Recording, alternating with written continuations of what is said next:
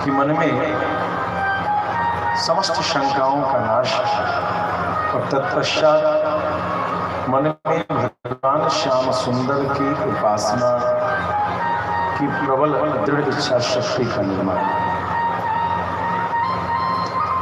भगवत बंधुओं, जब भी कभी मन भगवान श्याम सुंदर की ओर अग्रसर होता है तो भगवान उस रूप में नहीं आते जिस रूप में भगवान विराजित हैं। भगवान सदा सर्वदा अपने भक्त के वशीभूत होकर उसकी मनोकामना की पूर्ति हेतु उसकी मन से इच्छा अनुसार अपने रूप का दर्शन देते हैं। जैसा हम सभी ने पितामह भीष्म के चरित्र में देखा कि भगवान श्याम सुंदर चतुर्भुजी रूप में तब तक रहेगा जब तक भगवान ने परम मोक्ष की प्राप्ति में करा दी पितामह भीष्म से। और इसी प्रकार से उत्तरा की पुकार में भी भगवान ने उसी रूप को धारण किया जिससे उत्तरा के पुकार उसकी याचना की पूर्ति हो सके। अर्जुन के लिए भगवान सारथी बने, किसी के बेटे थे, किसी के भाई, जिस रूप में जिसकी आवश्यकता थी, जिसकी कामना थी, मेरे प्रभु उन अलग अलग झांकियों में, उन अलग अलग रूपों में दर्शन दे करके अपने भक्तों के मन पीड़ा को दूर करते हैं और अपने श्री चरणों में प्रीति का फल प्रदान करते। आइए आज हम सभी भगवान के मधुर मंगलमय झांकी का गायन करते हुए कथा में प्रवेश करेंगे। प्रेम से भक्तवत्सल भगवान की। मुकुट सिर मोर का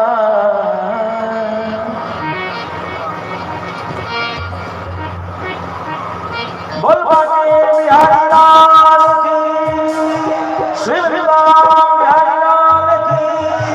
जय जय श्री राम है, जय जय श्री राम है, जय जय श्री राम।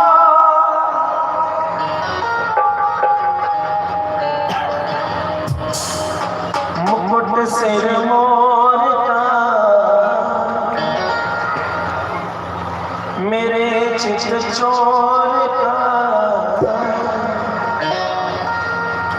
मुकुट सिर मोर का मेरे चित्र चोर का, मुकुट सिर मोर का मेरे चित्र चोर का।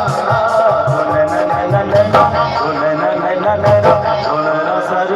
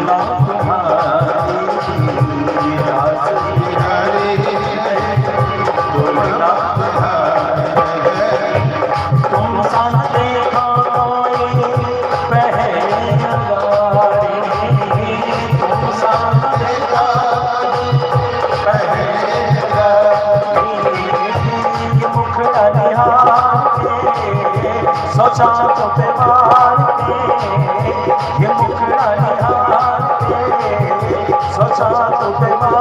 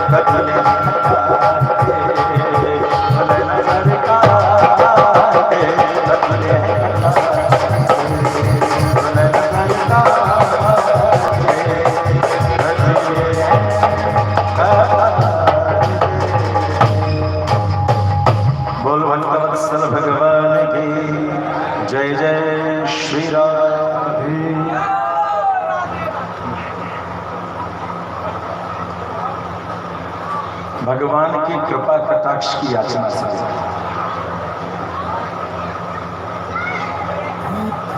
वैष्णवीय परंपरा में धनुर्मास एक बहुत ही सुंदर उत्सव है और उसमें जब भगवान के दर्शन करने की चर्चा है तो वहां भगवती गोदाम्बा ने की याचना है। ये जो कटार से नयन है उसी उन्हीं आंखों से आप मुझे देखेंगे। तो सखियों ने पूछा कि बहन सभी चाहते हैं कि भगवान हमको पूरा देखें, लेकिन तुम कहती हो कि भगवान थोड़ा थोड़ा देखें, कटाक्ष से देखें, ऐसा क्यों कहते हो? ये कटीले नयन क्यों चाहिए? तो भगवती गोदाम्बा ने वहां वर्णन किया है कटाक्ष होता क्या है। कटाक्ष का मतलब क्या है? देखिए, ये जो गाल का ऊपरी हिस्सा है ये ऐसे दिखता नहीं, लेकिन जब हम अपने पैरों को देखेंगे तो यह हिस्सा आंखों को दिखाई पड़ता है। ध्यान देंगे, जब हम सिर सीधा करके नीचे की ओर देखेंगे तो ये गाल का जो खुला हुआ भाग है ना, थोड़ा निकला हुआ यहाँ हड्डी, ये जगह हमें दिखता है। इसी प्रदेश का नाम कट है। कट किसका नाम है? इस अंग का, ये जो उभरा हुआ है, इसमें अक्ष यानी आंख की स्थिति होना, यह दिख जाए। आंख इस तरीके से खोलना कि यह दिख जाए, और यह तभी होता है जब हम नीचे अपने पैर को गर्दन सीधा करके देखने की कोशिश करेंगे। पैर तो नहीं दिखेगा, मगर ये जगह इसको रोकेगा आपकी दृष्टि को पैर पर जाने में। इसी को कहते हैं कटाक्ष। आपने देखा होगा भगवान वेंकटेश की छवि, भगवान श्रीनाथ जी की छवि आदि, इन छवियों में भगवान की आंखें इतनी थोड़ी सी खुली रहती हैं, और इसी दृष्टि की याचना गोदाम्बा करते हैं। क्यों करते हैं?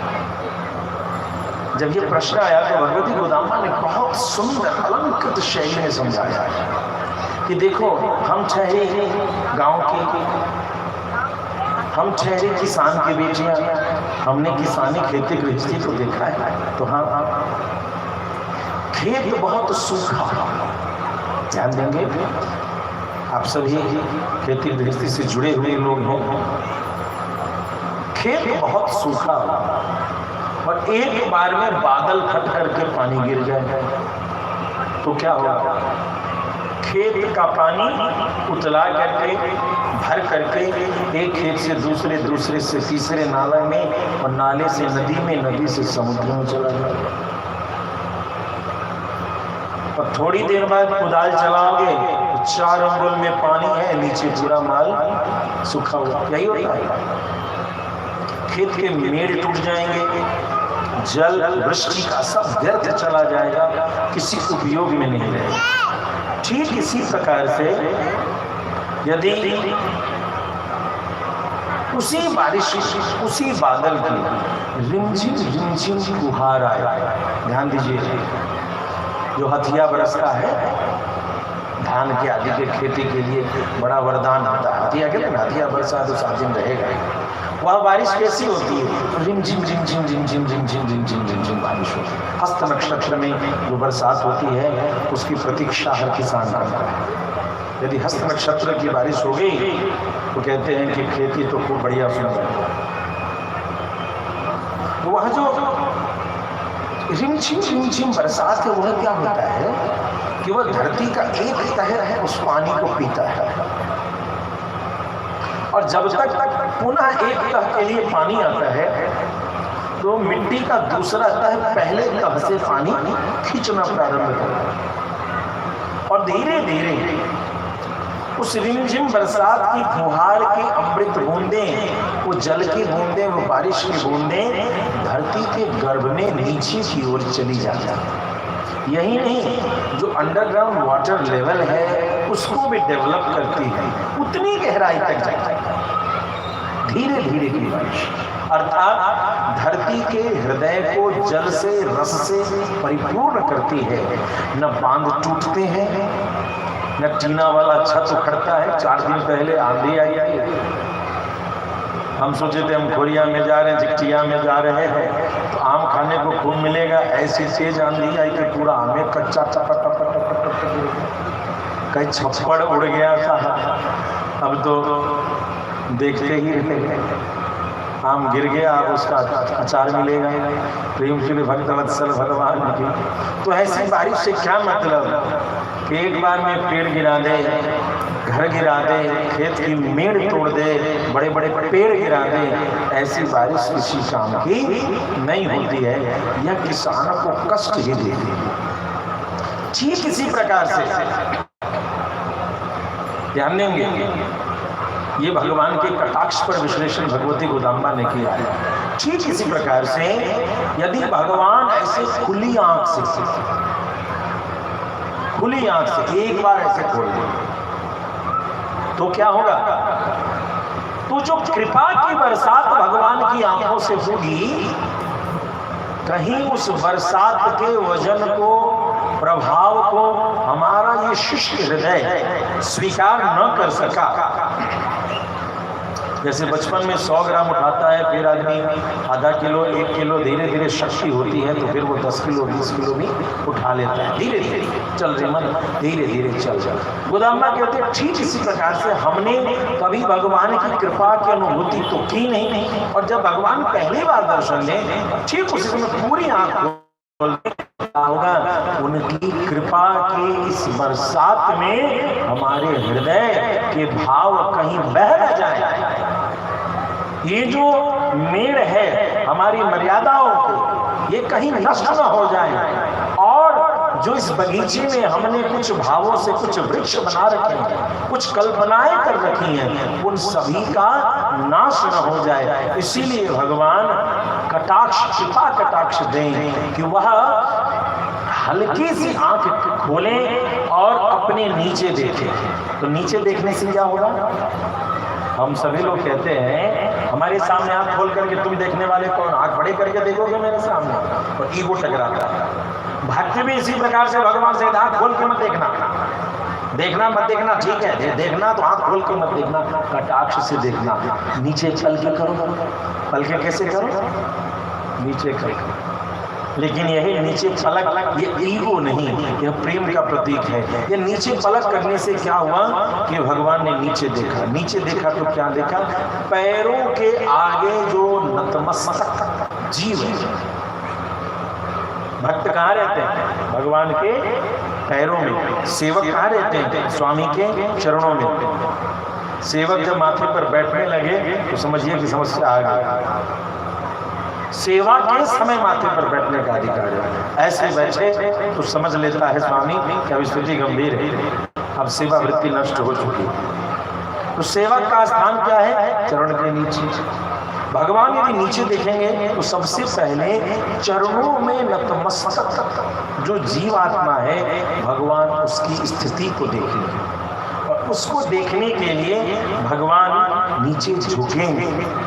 जो अच्युत हैं कभी गिरते नहीं अपनी महिमा से, ऐसे भगवान भक्तों के लिए नीचे झुकते हैं। धीरे से उस भक्त को उठाएंगे, और उठाते हुए जैसे जैसे, ध्यान देंगे किसी को कभी गिरे को उठा के देखिएगा, जैसे जैसे जीवात्मा का मस्तक उठता जाएगा वैसे वैसे आंख की पलकें खुलती जाएंगी, और वैसे वैसे उस मात्रा में कृपा की बरसात जीवात्मा स्वीकार करता जाएगा। उसके जो हृदय, सूखी हृदय है, उसमें रस परिपूरित होते जाएंगे, और वह जीवात्मा परिपूर्ण आनंद प्रेम से विभोर होकर के आनंदित होगा।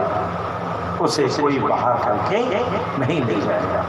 प्रेम शुल भक्तवत्सल भगवान की। इसलिए भगवान से हम सभी को प्रार्थना करना चाहिए कि हमें कटाक्ष। अच्छा, कभी मंदिरों में आप गए होंगे, इस कटाक्ष के लिए मंदिर में भी परंपरा है। जो नहीं जानते हैं वो क्या करते हैं, राजा के आगे घोड़ा के पीछे ज़्यादा देर नहीं रहना चाहिए। है राजा के आगे और घोड़ा के पीछे, पता नहीं घोड़ा कब दुलत के दे दे और कब राजा के मन में ये आ जाए कि ये आदमी जो है गड़बड़। राजा भगवान राजाधिराज मंदिर में विराजित है, तो परंपरा है ठीक भगवान के सामने नहीं खड़ा होना चाहिए। ठीक भगवान के सिंहासन के सामने से प्रणाम करने का नियम नहीं है। तो कैसे करते हैं? दाएं और बाएं, दाएं और बाएं भगवान के दरबार के सामने खड़े होकर के तिरछी नजर से भगवान को देखते। यही तरीका है ना। बीच में पुजारी के आने जाने का रास्ता रहता है, जो चरणामृत देते हैं, फिर तुलसी बटता है, फिर प्रसाद बटता है। जहाँ पारंपरिक जो नियम जानते हैं उनको तो पता है, जो नहीं वो जान। मंदिर में दर्शन सामने से भगवान का नहीं, बगल दरवाजे के बगल से खड़े होकर के भगवान को तिरछे देखिए। भगवान के सामने नहीं आना चाहिए। क्यों भगवान के सामने नहीं आना चाहिए? ठीक भगवान के सामने यदि आप खड़े होते तो क्या होता है? भगवान के दरबार, भगवान के ठीक सामने गरुड़ जी हनुमान जी का जगह होता है।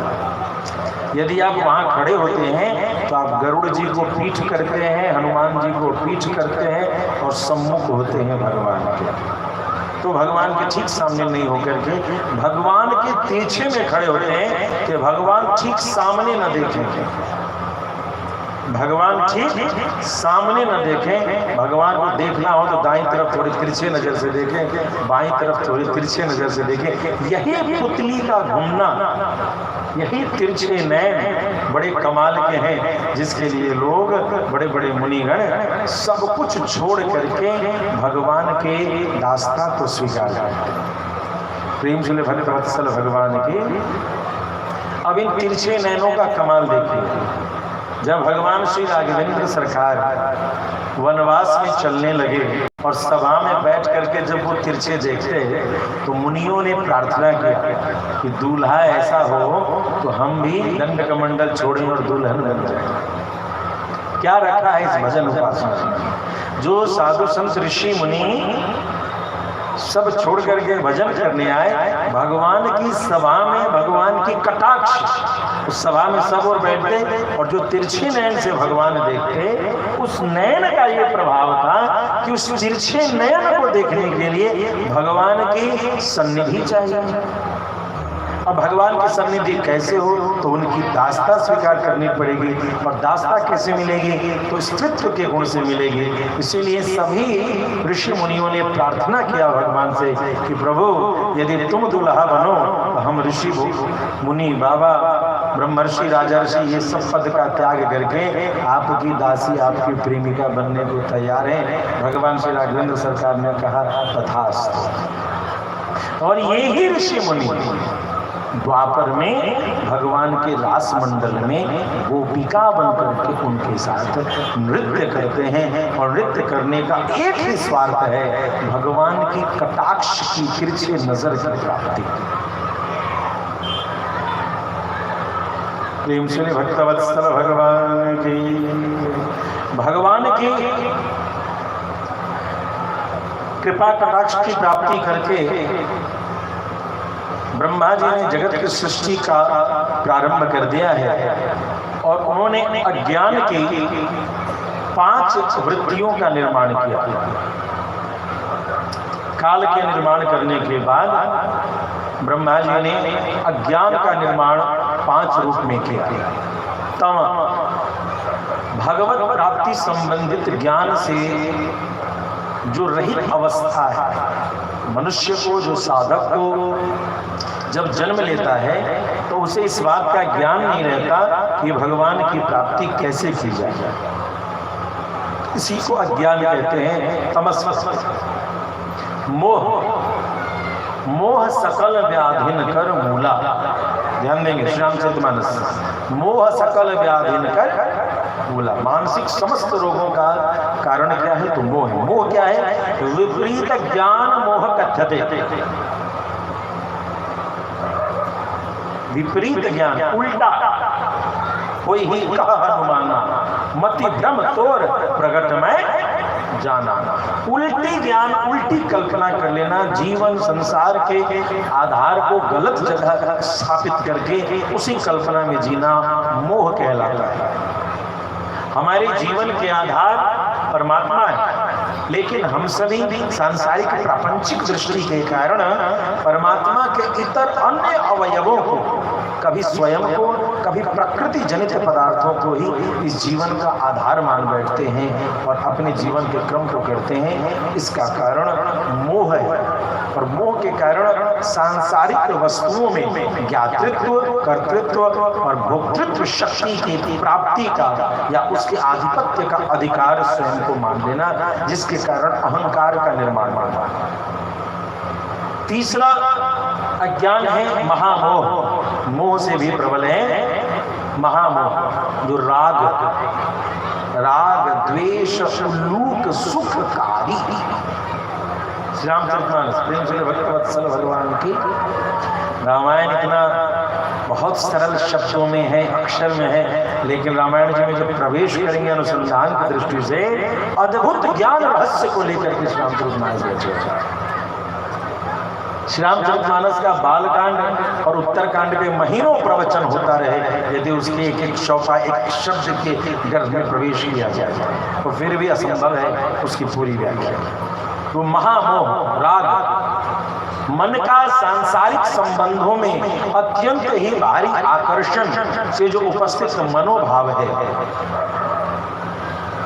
जो कई बार किसी पद प्रतिष्ठा व्यक्ति स्थान की प्राप्ति न होने के कारण राग से ग्रसित व्यक्ति को हम यहाँ तक देखते हैं कि वो हार्ट अटैक से मर जाता है, वो डिप्रेशन में चला जाता है, वह नदी से कूद करके जाता है, कई बच्चे नस काट करके मर जाते हैं, अपने आप को गोली मार करके मर जाते हैं। इन सब का मूल कारण है तीसरा अज्ञान जिसका नाम है महामोह। सांसारिक वस्तु व्यक्ति पद प्रतिष्ठा लाभ हानि में अत्यंत आकर्षण। यदि मेरे पास आज भगवान ने सारी यश वैभव कीर्ति दी है और किसी कारण से उसमें कोई दोष आ जाए, मेरा घर टूट जाए, गाड़ी टूट जाए, तो उसको देखते ही मर जाना, दुखी होकर के पागल हो जाना। एक बार बहुत ही सुंदर उपदेश अपने स्वामी जी के मुख से सुना था। श्रीमान बालक स्वामी जी महाराज ने बड़े सुंदर भाव से समझाया कि एक वैष्णव का घर यदि जले तो पानी का छींटा मार करके उस आग को बुझाए, और न बुझ रहा हो तो थोड़ा बाहर बैठ जाए और कहे जल्दी से जल के खत्म करो खेल, अब तो जलना ही है तो थोड़ा जल्दी से जलो, जल्दी से जल जाओ, कुछ भी नहीं बचना, सब राधे राधे हो जाना। क्योंकि बिना जले हुए लकड़ी, बिना जले हुए दूसरे पदार्थ को झाड़ू मारना पड़ता है, उठाना पड़ता है, हाथ में उतनी काली लगती है, और जब बढ़िया से जल जाता है तो खाली राख का ढेर मिलता है। क्या मिलता है? राखें में मिलता है। तो राख को आसान है, ये जो आधा जला हुआ है उसमें आदमी फंसता है, किसको कि बटोरे। इस उलझन से प्रपंच से दूर रहो, और जब ये घर तो थोड़ी देर मन को शांत करके खुशी बनाओ कि लगता है मुहूर्त अच्छा था, नए गृह प्रवेश का समय था, पुराना गृह को छोड़ नहीं रहे थे, भगवान ने पुराना घर हटा दिया। अब होगा भले प्लास्टिक का घर, होगा भले मड़ई, होगा भले एक कमरा, लेकिन वह होगा नया घर, उसमें बनेगी नई चूल्हा, और नई चूल्हा लाई जाएगी, बनेगी नई रसोई, और खूब बढ़िया कतरनी चावल का खीर, गम गम अगल बगल 2-4 ब्राह्मण हम लोग आएंगे, 2-4 मंत्र पढ़ेंगे और खीर खाएंगे और कहेंगे खूब बढ़िया, खूब घर में सुख शांति से रहो। इस वरदान की प्राप्ति के लिए घर का जल्दी जलना जरूरी था, जितना जल्दी खत्म होता उतना नया घर। पुरानी बातें यदि बिगड़ रही हो, नहीं संभल पाए तो छोड़ दीजिए, नई बातों की ओर यह अवसर है। रात गई बात गई, रात की बात विसारिए, सुबह का भूला शाम को घर लौट जाए, अपने ऊर्जा को नकारात्मक तरंगों में न व्यतीत करें और आगे की ओर बी पॉजिटिव, थिंक पॉजिटिव, आगे की ओर बढ़ते चले। तो यह तीसरा जो महामोह राग था, यह कई लोगों के प्राण तक ले लेता। You get attempted to kill yourself, आप खुद को मारने को तैयार हो। इसलिए अत्यंत राग से बचना चाहिए। राग द्वेष उल्लू सुख का है। जैसे रात में उल्लू को सुख मिलता है, वैसे कुछ लोग समाज में ऐसे होते हैं जो रागी द्वेष में ही सुख मिलता है। उनके पास बैठिए और तुरंत शिकायत चुगली शुरू, अल्लाह ने ऐसा किया तो चिल्ला ने ऐसा किया, उस ऐसा करना था तो वैसा करना था, उसको अकल नहीं था तो न कर, वो उसकी टेप रिकॉर्डर तुरंत शुरू होती है। तो अंधकार में जिसको सुख मिले उसी को उल्लू कहते हैं। तो इस राग से हट करके रागी नहीं बने, यह आपके लिए घातक है। चौथा अज्ञान तमिश्र, जो द्वेष, राग द्वेष, उल्लू सुखकारी, जो द्वेष है सांसारिक भोगों की अपूर्ति होने के कारण। अब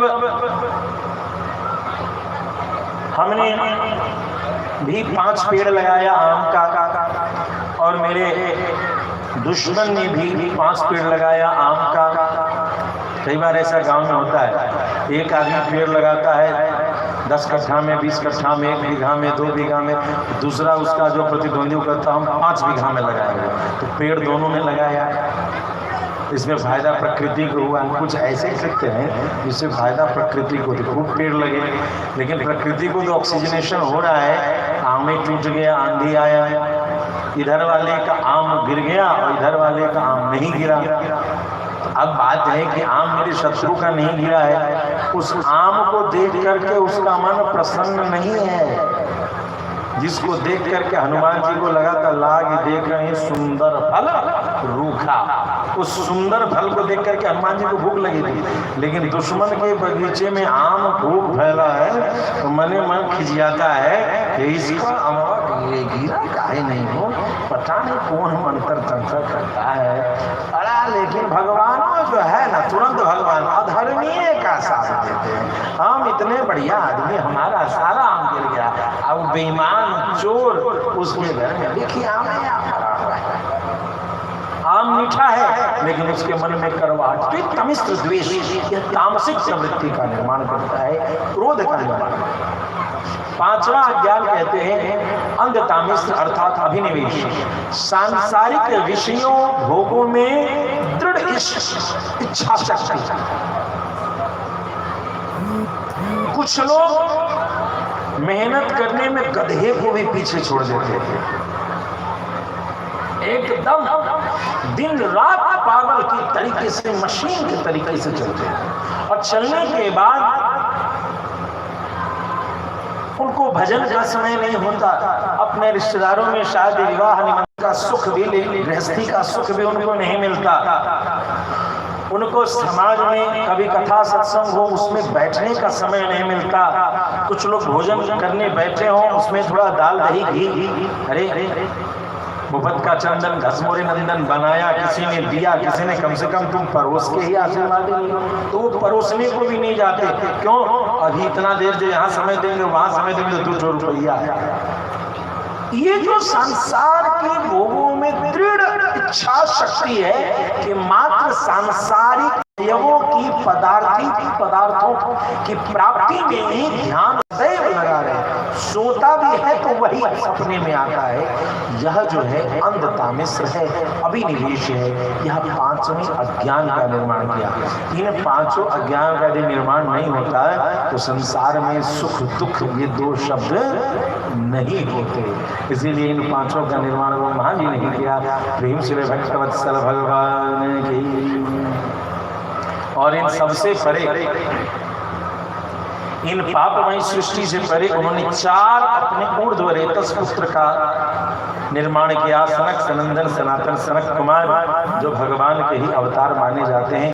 इन चारों को ब्रह्मा जी ने अपने शरीर से उत्पन्न किया। और वे ब्रह्मा जी ने जब कहा कि सृष्टि बढ़ाओ तो सनक, सनंदन, सनत कुमार ने कहा पिताजी आपने भगवान की भक्ति का उपदेश दिया है और अब कहते हो संसार के चक्र में पड़ो, तो हम न पढ़ने वाले, हम तो हरि शरणमेवं नित्यं येषां मुखे वचः अतः काल समाधिष्ठा जरायुष्मं बाधते। पिताजी से हरि शरणम मंत्र जो हमने पढ़ लिया है आपसे, अब दूसरा हम नहीं करेंगे। हरि शरणम हरि शरणम हरि शरणम, बस यही करेंगे, दूसरा कोई काम नहीं करेंगे। अब इस बात से ब्रह्मा जी ने सोचा, हर बाप सोचता है कि बेटा को कुछ कहे तो कुछ हो तो बेटा करेगा, जिम्मेदारी लेगा, खाली गप्पे लड़ाता है।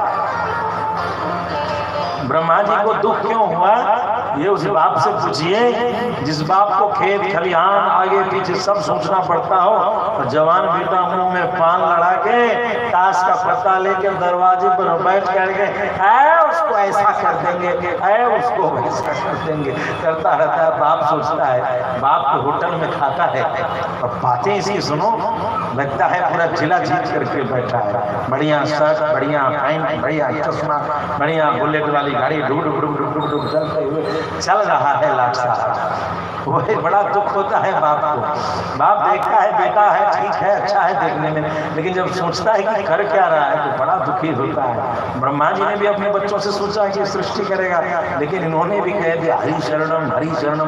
पिताजी आपने ही कहा था हरि शरणम करना चाहिए, तो अब हम हरि शरणम ही करेंगे, दूसरे किसी चक्कर में नहीं पड़ेंगे। ब्रह्मा जी ने सोचा इसको अकल दिया था हरि भजन करने को, ये तो अब मेरी ही बात नहीं सुनता है, तो थोड़ी सी रुष्ट हुए।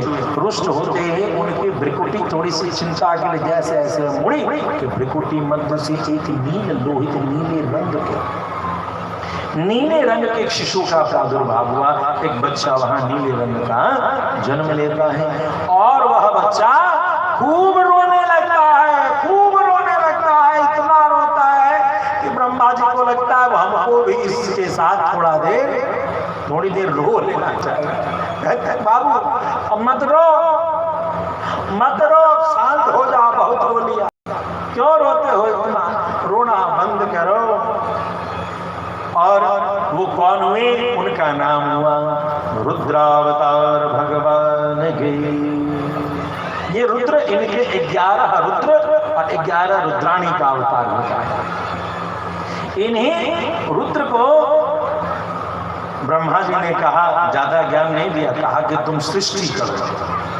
इस बार ज्ञान नहीं दिया, इस बार क्या कहा, सृष्टि करो। बोले इसको भी हरि शरणम पहले कह देंगे, ये भी कुछ नहीं करेगा। बोला कि सुनो बालक, बोला कि मैं मेरे लिए क्या आज्ञा है, मैं क्या करूं, क्या कर्तव्य, तो तुम सृष्टि करो प्रजा से। अब जो है महादेव तैयार हुए प्रजा सृष्टि के लिए। भूत, प्रेत, पिशाच, काकिनी, शाकिनी, डाकिनी, कामिनी, पूरा धरती भर पूरे मसान में घूमने वाले जितने थे उनकी फौज खड़ी हो गई। एक अकेला रुलाने वाले रुद्र थे, इनके साथ साथ अब तो फौज भी होने लगी। पूरी सृष्टि में ही एक से तामसिक सृष्टि का निर्माण शुरू हो गया। ब्रह्मा जी ने कहा बाबू रुक जाओ जी, आप ही ने तो कहा था सृष्टि, मैंने सृष्टि कर दिया। अच्छा, बहुत उपकार किया। सुनो बाबू, संसार का भी कर्म करना चाहिए, लेकिन प्रधान कर्म है भगवान भजन करना। क्या भगवान का भजन करना? हाँ, तो तुम तपस्या करो। तब महादेव को जब रुद्र को आज्ञा मिल गई, तब रुद्र ने तपस्या करना प्रारंभ किया। लाग समाधि अखंड अपारा, अखंड समाधि लगाने के लिए रुद्र तैयार हो गए। और इस प्रकार से सृष्टि में नाश की प्रवृत्ति, नाशक के रूप में रुद्र जाने जाते हैं, निर्माता के रूप में ब्रह्मा जाने जाते हैं, और पालक के रूप में विष्णु जाने जाते हैं। इस प्रकार से उनको रोका। रोकने के बाद फिर ब्रह्मा जी सोचने लगे अब क्या करो। तो उन्होंने अपने गोद से नारद जी को, अंगूठे से दक्ष जी को, प्राण से वशिष्ठ जी को, त्वचा से भृगु, हाथ से क्रतु, नाभि से फुला, कानों से पुलस्त, मुख से अंगिरा, नेत्रों से अत्रि और मन से मरीचि पुत्र आदि इस प्रकार से 10 पुत्रों का निर्माण किया। प्रेम सुले भक्तवत्सल भगवान की। इन सबके निर्माण करने के बाद ब्रह्मा जी ने भगवती शारदा का निर्माण किया। अब शारदा अत्यंत सुंदरी, शुभ लक्षणा, श्वेत वर्णा, गौर वर्णा, वाणी विद्या से संपन्न, उनके प्रति ब्रह्मा जी आकर्षित हो जाते हैं। और ब्रह्मा जी जब आकर्षित हो गए तो उनके प्रति मोहित होकर के जब दौड़ने लगते हैं तो मरीचि आदि मुनि लोग देख करके बड़े आश्चर्यचकित होते हैं। और इस प्रकार जब उनका उपहास होता है तो ब्रह्मा जी लजाते हैं और अपने शरीर को त्याग देते हैं। वह शरीर बन जाता है कोहरा। क्या बनता है? कोहरा। कोहरा देखते हैं ना, अभी हम लोगों ने शायद संभवतः परसों इस पर चर्चा सुनी थी कि कोहरा क्या है। हो के भी नहीं होना और न हो के भी होना, ये कंफ्यूजन न जाए, इसका उदाहरण कोहरा है। तो ब्रह्मा जी मोह के वश वशीभूत होकर के, उसी मोह का प्रतीक है ये कोहरा, जो आज भी कहता है कि ट्रू एंड फॉल्स के डिफरेंस को समझना बड़ा मुश्किल है। एक कोहरे की उलझन में तो हम ऐसे होते हैं कि जो नहीं होता है उसके होने का आभास पल पल होता है, और जो होता है उसके नहीं होने का एहसास भी पल पल होता है। एक कोहरा छोटा सा इस तरीके के भ्रम का निर्माण करता है, तो पता नहीं भगवान की अन्य शक्तियां कितने भ्रम का निर्माण कर रही हैं। इसीलिए उन भ्रम के उच्छेदन के लिए हमें प्रयास तो करना चाहिए, लेकिन इसके लिए भगवान के श्री चरणों में अवलंबित होकर के प्रयास करने पर ही हमारा मन सही दिशा में जाता है। प्रेम श्री भक्तवत्सल भगवान की। अब इनके मन में हुआ ये जो मानसिक सृष्टि हो रही है इससे संसार चलने वाला नहीं है, अब शारीरिक सृष्टि की ओर जाना पड़ेगा। तो कस्य रूपम भूद्वेधा यत्कायम विचक्षते। कस्य क का जो रूप आया, क के लिए तो काय, ध्यान देंगे,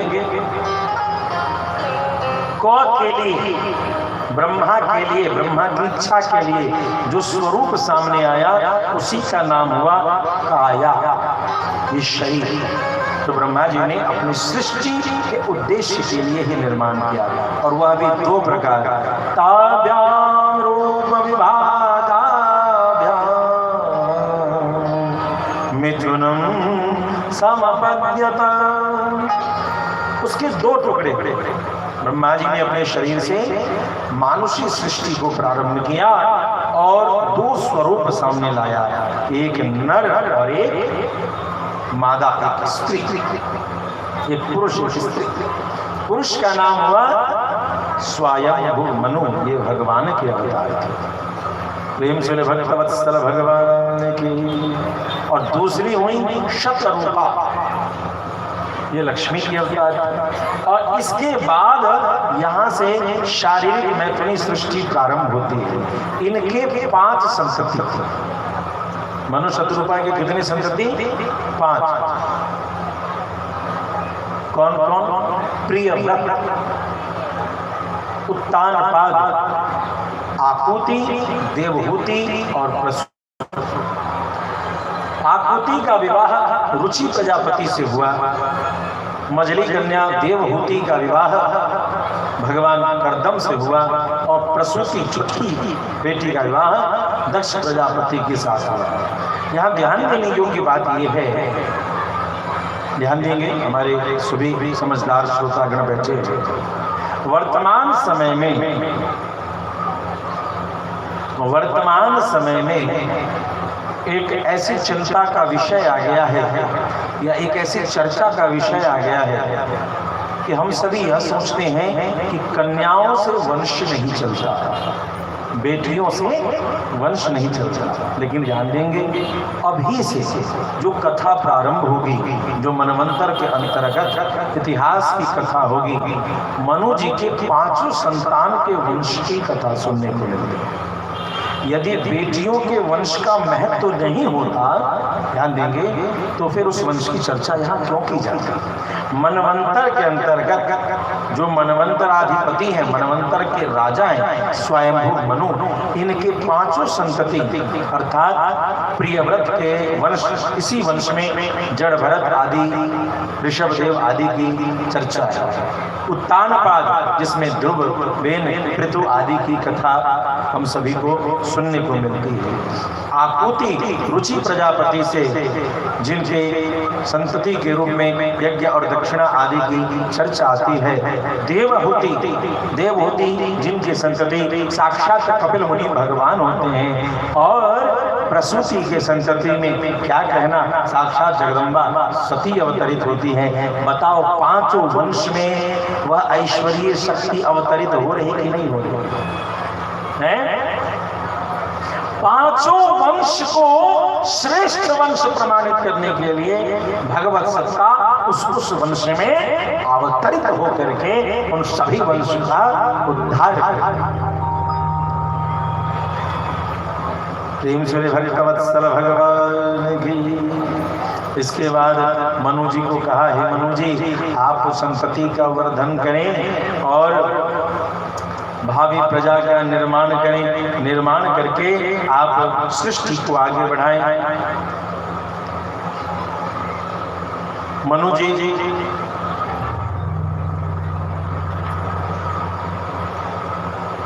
की जो आज्ञा मिल गई तो मनु शतरूपा ने अपनी गृहस्थी का वर्धन प्रारंभ किया। इस सारे कृत्यों से पूर्ण होकर के, इन सारे कृत्यों से मुक्त होकर के अब भगवान ब्रह्मा जी को लगा कि अब फुर्सत मिली, आखिर कोई तो ऐसा संतान हुआ जो सृष्टि के क्रम को आगे बढ़ाएगा, संसार भरा पूरा दिखेगा, कुछ अच्छे बुरे लोग दिखेंगे और यह खेल अच्छा चलेगा। भगवान का खेल चलना चाहिए, खेल रुकना नहीं चाहिए।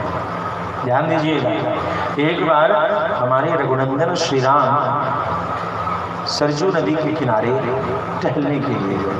वहाँ देखा क्या कि भरत भैया और शत्रुघ्न आदि सभी टीम बनाकर कबड्डी कबड्डी कबड्डी कबड्डी कबड्डी कबड्डी कबड्डी कबड्डी कबड्डी कबड्डी कबड्डी कबड्डी कबड्डी कबड्डी कबड्डी कबड्डी कबड्डी कबड्डी कबड्डी खेल रहे हैं।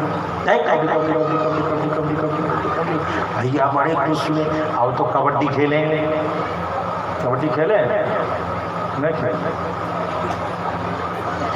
आधा कथा तो इसीलिए नहीं बुझाता है कि कुछ कर भी नहीं किया हमारे जन्म में। कहते खेले कि नहीं खेले, दोनों हाँ नहीं खेले, हाँ नहीं खेले, यस और नो, कोहरा में उलझे हुए, वो भी नहीं खेले। प्रेम से भक्तवत्सल भगवान की चोर की दाढ़ी में तिनका मुस्कान बता रही कि कबड्डी खेले, भगवान भी खेले। अब भरत जी जो है सो देखे कि भैया आ रहे हैं और अगरा करके कबड्डी कबड्डी कबड्डी कबड्डी कबड्डी कबड्डी कबड्डी कबड्डी कबड्डी कबड्डी कबड्डी वो लंबा सांस ले रहे। अब भैया किनारे बैठे, वाह भारत वाह, क्या दांव मारा है, क्या आनंद आ गया। भारत बोले हाँ भैया बहुत अच्छा खेल है, तो भैया मैं भी खेलना चाहता हूँ। अब तो रघुनंदन भी खेलना चाहते हैं, बड़ा खुश हुए कि राम जी के साथ, रामलला के साथ, राम भैया के साथ हम सभी लोग खेले, अरे बड़ा मजा आएगा, बड़ा आनंद आएगा, भैया राम भी खेलेंगे, भैया राम भी खेलेंगे। अब सरजू नदी के किनारे वह टीम बनने लगा, भैया भैया से खेल खत्म करो, नया टीम बनाते हैं। तो ठीक ठीक, एक तरफ राम जी खड़े हो गए, अच्छा भैया इधर जहाँ आप खड़े हैं वहीं आप रहिए और जिसको जिधर जाने का मन होगा उधर जाएगा। धीरे धीरे सारा टीम जो है राम जी की तरफ जाने लगा, उधर कुछ जगह नहीं। चर्चा हुई, अब राम जी देखे उधर कोई हो तब ना हम खेले कबड्डी कबड्डी कबड्डी कबड्डी, कोई है ये नहीं, आउट किसको करेंगे, खेल शुरू हो तो होगा कैसे। कोई तो विरोध में चाहिए, कोई तो विपक्ष में चाहिए, कोई नहीं। मजबूत विपक्ष के बिना सत्ता का भी भोग नहीं मिलता है। मजबूत विपक्ष की बहुत आवश्यकता है सरकार चलाने की। अब सरकार यहाँ खेल रहे हैं, विपक्ष है ही नहीं। भगवान उदास हो गए, चर्चा उठी, लक्ष्मण से कहे लक्ष्मण भैया सब इधर आ गए, उधर कोई जा ही नहीं रहा है, खेल कैसे होगा। तो लक्ष्मण जी ने कहा भैया सभी जानते हैं कि आपके विरोध करने से नरक की गति प्राप्त हो जाएगी। आपका राम विरोध न उबरस शरण विष्णु अज ईश, त्रिदेव भी उपस्थित हो जाए, सारे यमराज भी उपस्थित हो जाए, करोड़ों की संख्या में समस्त देवगण भी उपस्थित हो जाए, मगर राम के विरोध में उस जीव को सुख मिल जाए, ये सर्वथा असंभव है। तो प्रभु अपने लिए कौन नरक का द्वार खोलेगा। इसीलिए कोई अपोजिशन में जाने को तैयार नहीं है। अब तो राम जी बड़े उदास हो गए, हम बेकार आए, वहीं रहते तो ठीक रहता, कम से कम खेल देखते। तो राम जी का चेहरा उदास है। भरत भैया उनके चरणों में प्रणाम करके बोलते हैं भैया आप कबड्डी खेलना चाहते हैं? तो हाँ हाँ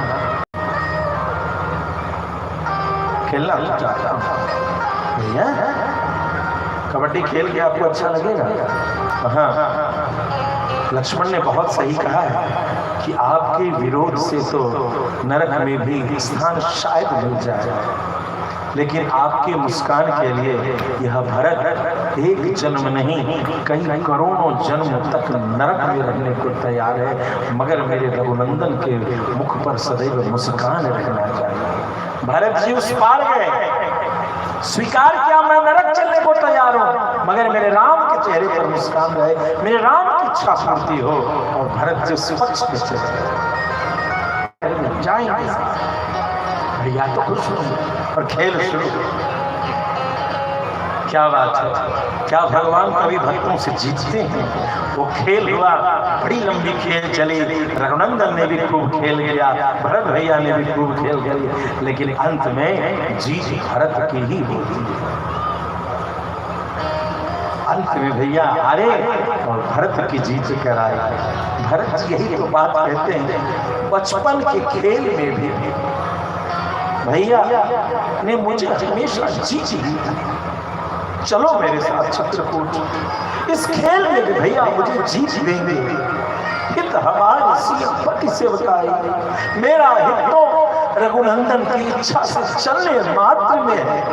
ऐसा कोई खेल नहीं होगा जिसमें मेरे भैया मुझे हारने देंगे। चलो चलो चित्रकूट, हे गुरु वशिष्ठ मुझे आज्ञा दीजिए, वरना मेरे प्राण चले जाएंगे। आज सारी दुनिया मुझे राम के विरोध में देखती है, यह मुझे स्वीकार है, लेकिन राम को दुख मेरे कारण हो रहा, यह मुझे स्वीकार नहीं। मुझे रघुनंदन के पास ले चलिए, मुझे मेरे भैया के पास ले चलिए। जब कुछ शास्त्री पर भगवान के चरण चिन्ह देखे, श्री जानकी जी के आभूषणों के गिरे हुए स्वर्ण के कुछ कणों को देखा तो रोने लगे। पैदल चल रहे हैं। माता कौशल्या ने कहा, भैया तुम पैदल चल रहे हो तो सारी प्रजा तुम्हारी साथ पैदल चल रही है, प्रजा का कष्ट दे रहे हो, यह राजकुल के लिए गौरव की बात नहीं होती। महा कहते तो तुम सही हो, लेकिन जाओ मेरे रघुनाथ के चरण पड़े हो। इस भरत के लिए तो यही उचित है कि भरत सिर पटका हुआ उन चरण धूल पर चले, उन चरण चिन्हों पर भरत का आज चरण पड़ रहा, यह भी भरत पाप कर रहा। मेरे बस में नहीं, वरना मैं सिर पे बल होकर के रघुनंदन से मिलने जाता। इन धूलियों इस धरती के धूली में इस रजकण में मिट्टी नहीं, मुझे मेरे रघुनंदन की चरण की धूली दिखाई देती है।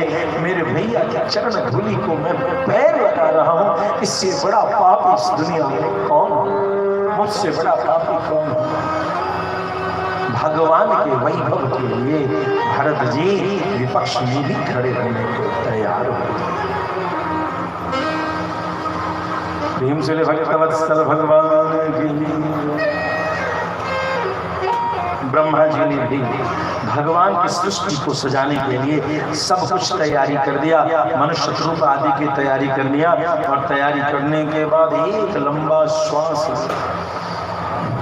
जैसे ही श्वास लिया, श्वास में से एक छोटे से वराह की आकृति का निर्माण होता है, वो सामने प्रकट होते हैं। कमाल नीलम क्षिपंतम गजलीलयं प्रज्ञाय बद्धांजलयो नवाकै विरिंचे मुख्या उपतस्तुरीशम।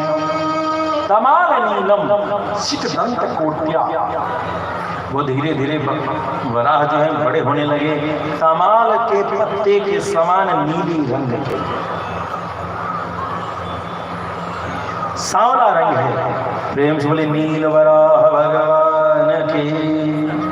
ध्यान देंगे, वराह रूप में भगवान के दो अवतार, श्वेत वराह जिस कल्प में हम सभी संकल्प में उनका याद करते हैं, और यहाँ पर हम सभी नील वराह कल्प की कथा को सुन रहे हैं। श्रीमद् भागवत में कई कल्पों की कथा देखने सुनने को मिलती है। तो यहाँ नीले रूप में वराह भगवान प्रकट हुए। सभी ने नीले रंग के शरीर उजले बड़े बड़े चित्रों के साथ उपस्थित भगवान वराह को प्रणाम किया और प्रणाम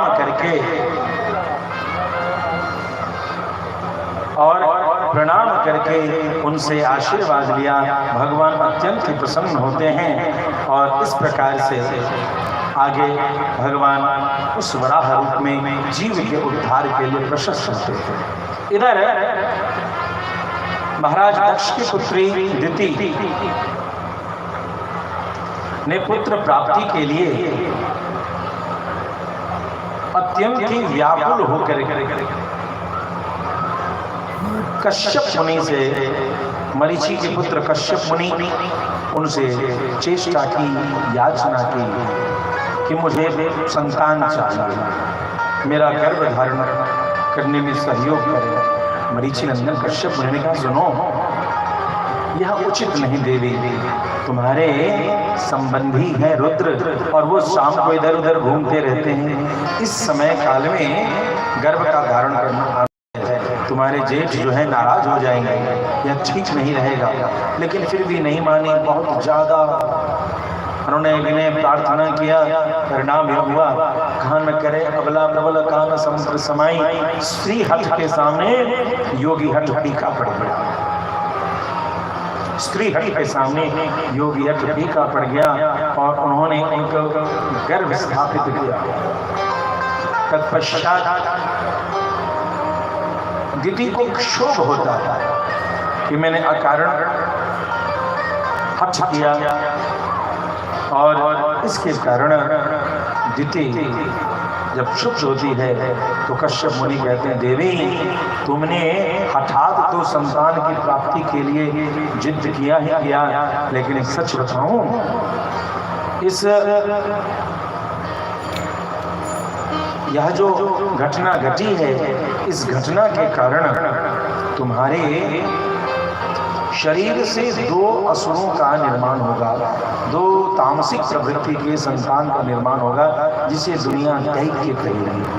प्रेम से भक्तवत्सल भगवान के। अब तो दिति प्रार्थना करने लगी, क्षमा याचना करने लगी कि मेरे दोनों पुत्र जो हैं सो दैत्य होंगे, कृपा करें।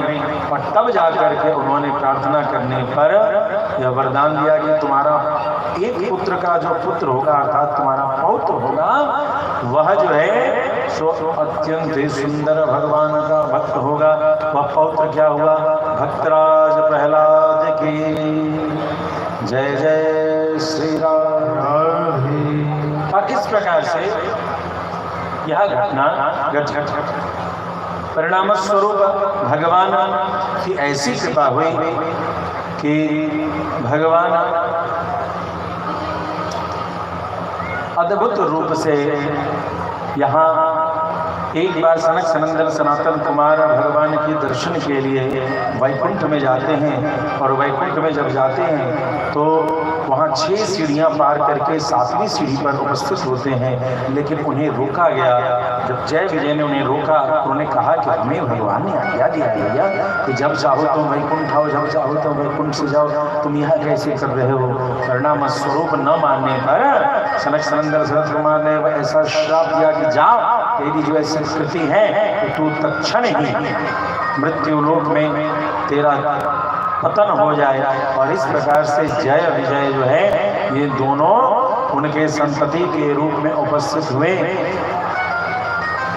दिति के एक का नाम हिरण्याक्ष हुआ और एक का नाम हिरण्यकशिप हुआ। प्रेम सूर्य भक्तवत्सल भगवान की। इधर हिरण्याक्ष में तपस्या के मध्य में सभी देवताओं पर विजय प्राप्त करना प्रारंभ कर दिया। विजय प्राप्त करते करते ऐसा हुआ कि सारे देवता थर थर कांपते हुए भागने लगे और उन्होंने धरती को, वेद को, इन सब को लेकर के समुद्र में रसातल में डुबो दिया।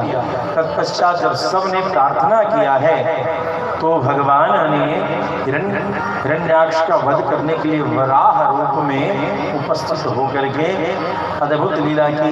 पहले धरती को भगवान नीलवराह ने अपने सूंड में निश्चित करके धरती को, भूखंड को जल से, रसातल से बाहर निकाला। तत्पश्चात हिरण्याक्ष का वध किया है। प्रेम से भक्तवत्सल भगवान की जय जय श्री राम। तो मेरा कोई ना सहारा गोपाल सांवरिया मेरे, मेरा कोई ना सहारा मेरे, गोपाल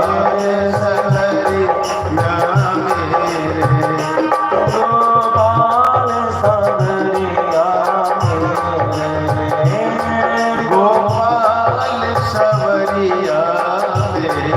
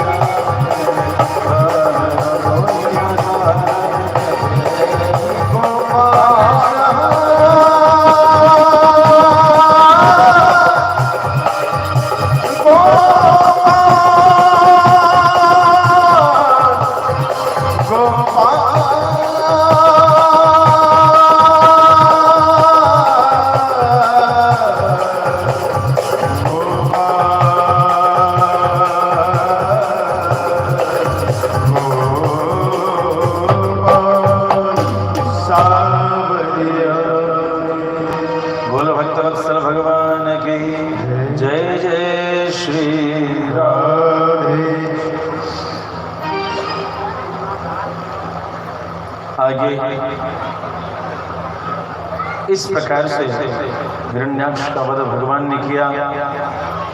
कर्दम मुनि की पत्नी देवहूति है और देवहूति का विवाह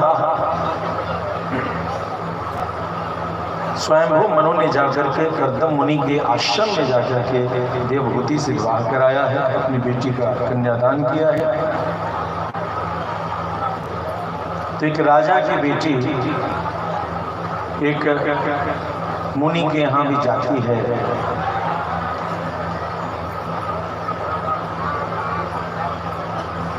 अभी एक ग्रुप है दहेज मुक्त विवाह के लिए,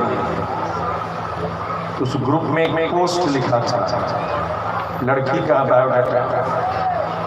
लड़की के बायोडाटा में था ईयरली पैकेज 12 लाख रुपया, ये डिग्री वो डिग्री वो डिग्री वो डिग्री। प्रश्न बड़ा हास्यास्पद है कि 12 लाख रुपया पैकेज वाला लड़की है तो लड़का 5 लाख रुपए के पैकेज का चलेगा कि नहीं चलेगा। तो मैं कभी कभी हास्य के रूप में कहता हूँ, मुंह दिखाई की प्रथा बंद हो जाए तो दहेज भी बहुत आसानी से बंद हो जाएगा।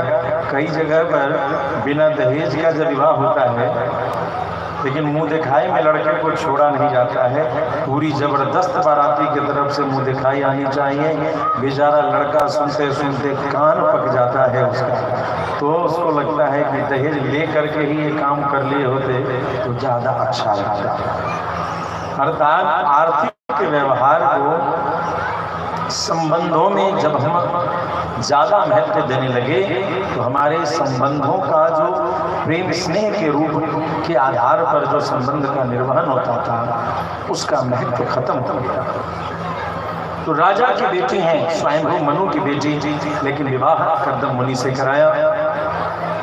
अब कर्दम मुनि तो तपस्या में रत,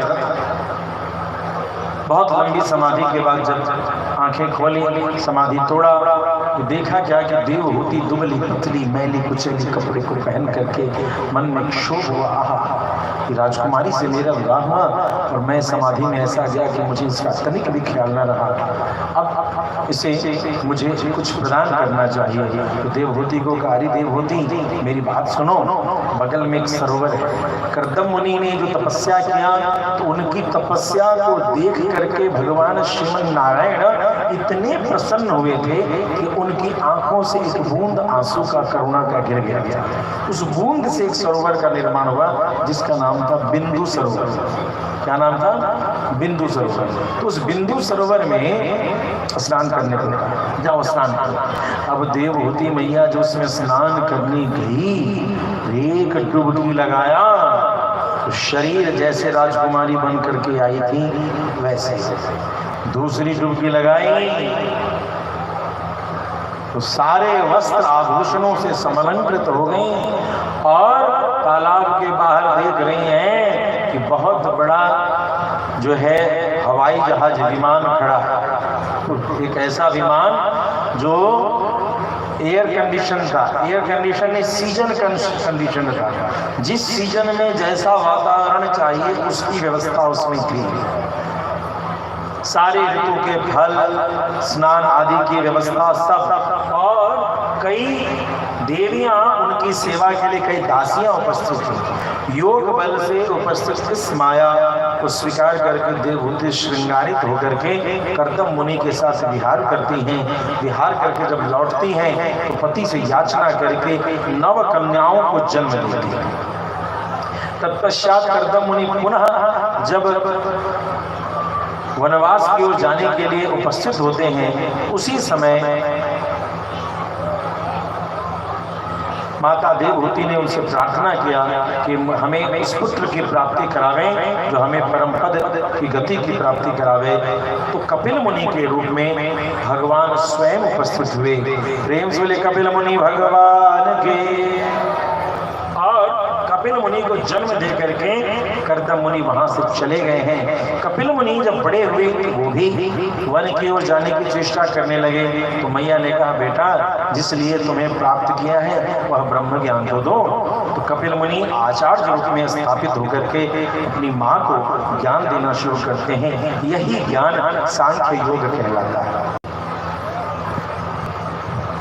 सांख्य योग के प्रणेता होकर के कपिल मुनि ने जो हमारे शरीर के जो इस धाम है या जो शरीर है इसके भीतर के अवयव 14 तत्वों का निर्माण और तत्पश्चात उससे कैसे जीव गर्भ के भीतर उसका निर्माण होता है, इस पर पूरी चर्चा की। मैं आप सभी से जो हमारे सो कॉल्ड बायो के विद्यार्थी हैं उनसे कहना चाहूँगा कि आप कृपया रेफर करें श्रीमद् भागवत के तीसरे अध्याय के तीसरे स्कंद के 30वें अध्याय में। जो हमारे बायो के जितने विद्यार्थी हैं आप श्रीमद् भागवत के उस तीसरे अध्याय को जरूर पढ़ें। वहाँ पर एम्ब्रायोलॉजी बहुत ही व्याख्या के साथ उपस्थित है। वर्तमान जो एम्ब्रायोलॉजी है ठीक उससे मिलती जुलती एम्ब्रायोलॉजी की ही अध्ययन है इस अध्याय में उपस्थित है।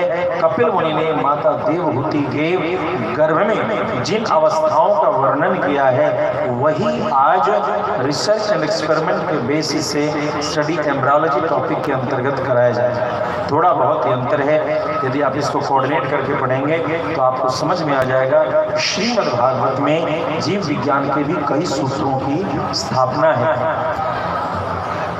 अर्थात हमारे महर्षियों ने जो आज एक्सरे,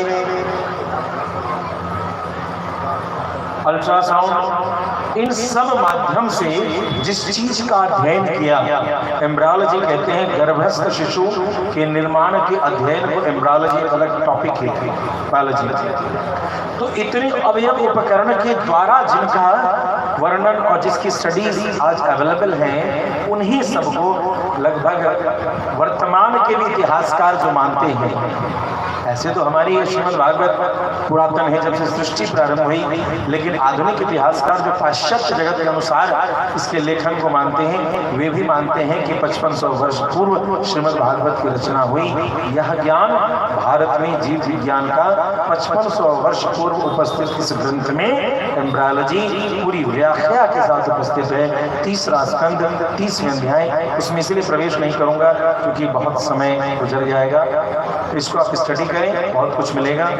और जिनको शंका हो वो मुझसे करेंगे तो मैं अपना एक रिसर्च जो मॉड्यूल है उसको आपको भेज दूंगा और आप उससे रिलेट करेंगे तो और अच्छा रहेगा। प्रेम से भक्तवत्सल भगवान के। इसी बीच में इसी क्रम में उन्होंने जीव की गर्भस्थ शिशु की वह अवस्था का वर्णन किया है कि जब वह मलमूत्र से दुखी होकर के प्रार्थना करता है कि जीव तुम हे परमात्मा जो हो मेरी रक्षा करो, मैं आपका ही भजन करूंगा, आपका ही सुमिरन करूंगा, आपका ही कीर्तन करूंगा। और ऐसी ऐसी चर्चा करके बारंबार याचना करने पर भगवान कहते जाओगे तो क्या करोगे? सरकार आपका सुमिरन करूंगा, आपका भजन करूंगा। पक्का? तो हाँ पक्का। तो कहते हैं कि उस समय भगवान कहते हैं ठीक है अब तुम धरती पर जाओ। तो शरीर में अपान वायु जो अधोगति का निर्माण करती है, उस अपान वायु जो गर्भिणी महिला है उसके शरीर में उसका, जिसको प्रसव वायु कहते हैं, उसका निर्माण होता है। और जैसे ही गर्भ के शिशु का मस्तक बाहर सृष्टि में प्रवेश करता है, सबसे पहले जो वायु स्पर्श करती है, जो वायु, जैसे किसी चीज को आप जगह खाली करेंगे तो उस जगह हवा जाती है, तो गर्भ से जब वो बच्चा निकलता है तो एक स्पेशल वायु भीतर गर्भ में प्रवेश करने को मार्ग पूछती है। वह वायु जैसे ही उस बालक के साथ इस मस्तक को स्पर्श करती है, माया उसके साथ लिपट जाती है। वह गर्भस्थ अवस्था में किए हुए अपने संकल्पों को भूल जाता है और इस संसार में आकर के वो रोना शुरू करता है। तो पहली आवाज करता है, कहाँ कहाँ कहाँ कहाँ, मैं कहाँ आ गया, कहाँ आ गया, कहाँ आ गया, कोई मुझे बताओ। और कहाँ पूछता है, दुनिया से पूछता है, मैं कहाँ आ गया, मैं कहाँ आ गया, मैं कहाँ आ गया। वो भूल गया कि भगवान ने कहा था तू यहाँ तो मेरी याद कर रहा है, अभी मायावी संसार में जाएगा तो मुझे भूल जाएगा। वो उसी मायावी संसार की व्याख्या का प्रथम प्रश्न पूछता है, कहाँ आ गया, मुझे कोई बताओ, इसकी महिमा बताओ, इस संसार के बारे में बताओ। और उस संसार के अधिपति को वह भूल जाए।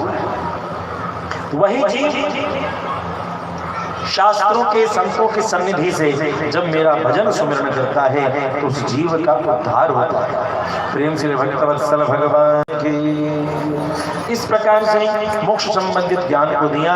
तत्पश्चात माता देवहूति ने परम पद की प्राप्ति की और कपिल मुनि अपने पिता कर्दम मुनि के क्षेत्र में जाकर के तपस्या करने लगे। पूरे भारत में दो मुनि हैं जिनका स्थान विशेष रूप से पूरे भारत में पाया जाता है, कपिल मुनि का स्थान और गौतम मुनि का स्थान। ये दोनों मुनि पूरे भारत में जगह जगह रहे और आज भी इनसे संबंधित स्थान भारत में जब आप घूमेंगे तो आपको कई जगह कपिल मुनि आश्रम, कपिलेश्वर स्थान आदि इस प्रकार से और गौतम मुनि के आश्रम मंदिर के दर्शन पूरे भारत में होते रहते हैं। गौतम गोत्रीय ब्राह्मण पूरे भारत में मिलते हैं। इस प्रकार से ये दोनों मुनि पूरे भारत में जगह जगह इन्होंने बहुत सारे जीवों का उपकार किया। तो कपिल मुनि की कथा के साथ अब हम सभी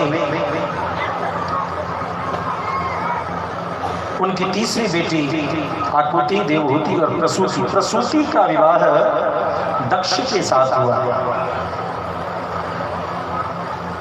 दक्ष से 16 कन्याएं उत्पत्ति हुई हैं और जिन 16 कन्याओं की उत्पत्ति हुई उन्हीं में सती दक्ष की पुत्री है। सती के मन में ऐसा भाव आया है कि अब मेरा विवाह महादेव के साथ ही होना चाहिए। बहुत तपस्या किया और तपस्या करके उनसे विवाह करने की प्रार्थना करती हैं। भगवान वरदान देते हैं और वरदान दे करके उनसे विवाह करने को प्रस्तुत होते हैं। उस स्वरूप को देख करके सभी लोग अचरज में पड़ जाते हैं। महादेव के साथ विवाह होता है। आइए महाकवि विद्यापति के भाव इस स्वरूप के गायन में हम सभी उस भाव में डूबे। अरे जोगिया बोल भक्तवत्सल भगवान की। अरे जोगिया एक हम दिखला दे माई कि अद्भुत रूप, अद्भुत रूप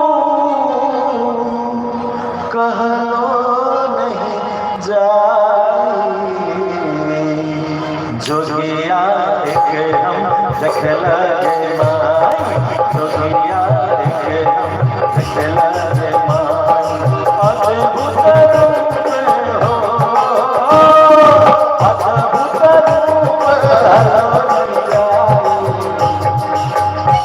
आप सभी अंगिका क्षेत्रवासी हैं और महाकवि मिथिला मैथिली और अंगिका का बड़ा संबंध है। मैथिली भाषा का यह पद है, यह शिव नचारी सुनकर के महादेव हमेशा झूमते हैं। यदि महादेव को झुमाना चाहते हैं तो विद्यापति के शब्दों के शब्द मिला के सभी लोग महादेव को दूल्हा पूजे। अरे जोगिया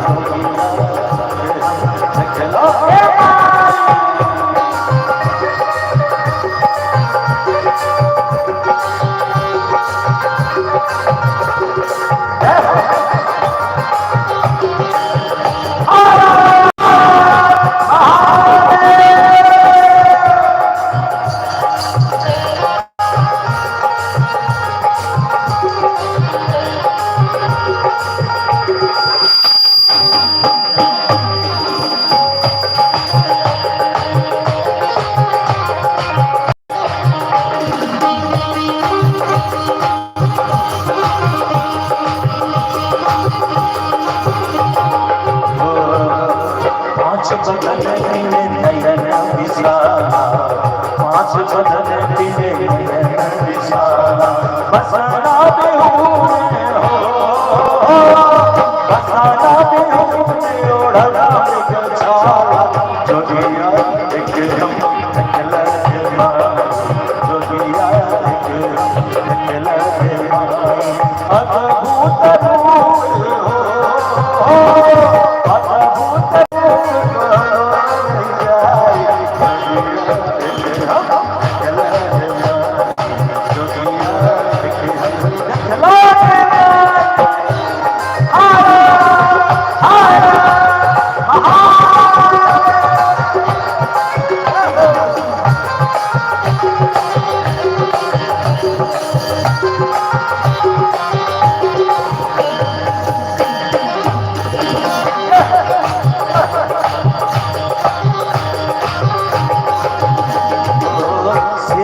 तिलक सोहे चंदा, सिर बहगंगा तिलक सोहे चंदा, एक स्वरूप हो,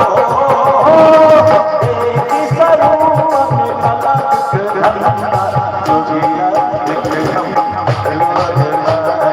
जोगिया एक अद्भुत रूप हो, अद्भुत रूप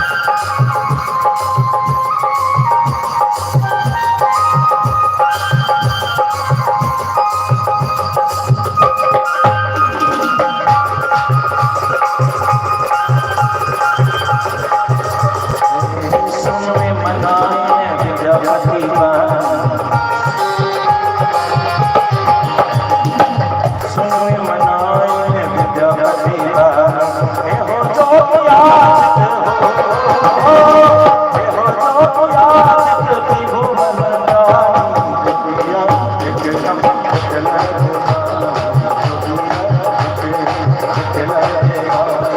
अद्भुत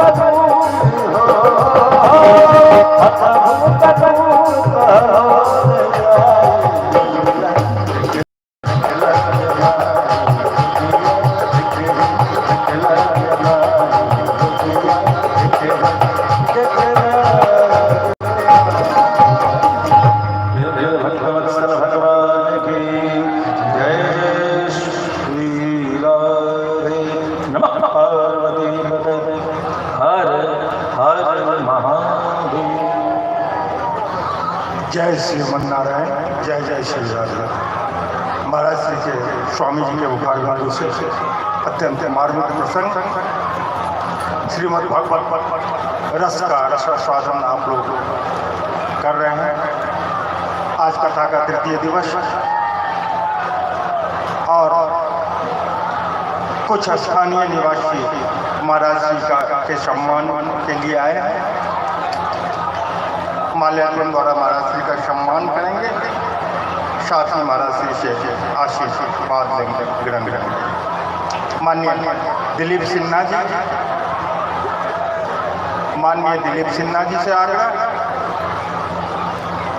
कि वो आए और माल्यार्पण से महाराज जी का स्वागत करें। साथ ही समय बहुत कम है, थोड़ा जल्दी में अमृत आनंद जी, दिलीप सिन्हा जी यहाँ के स्थानीय निवासी हैं और भागवत प्रेमी हैं। जोरदार तालियों से का स्वागत।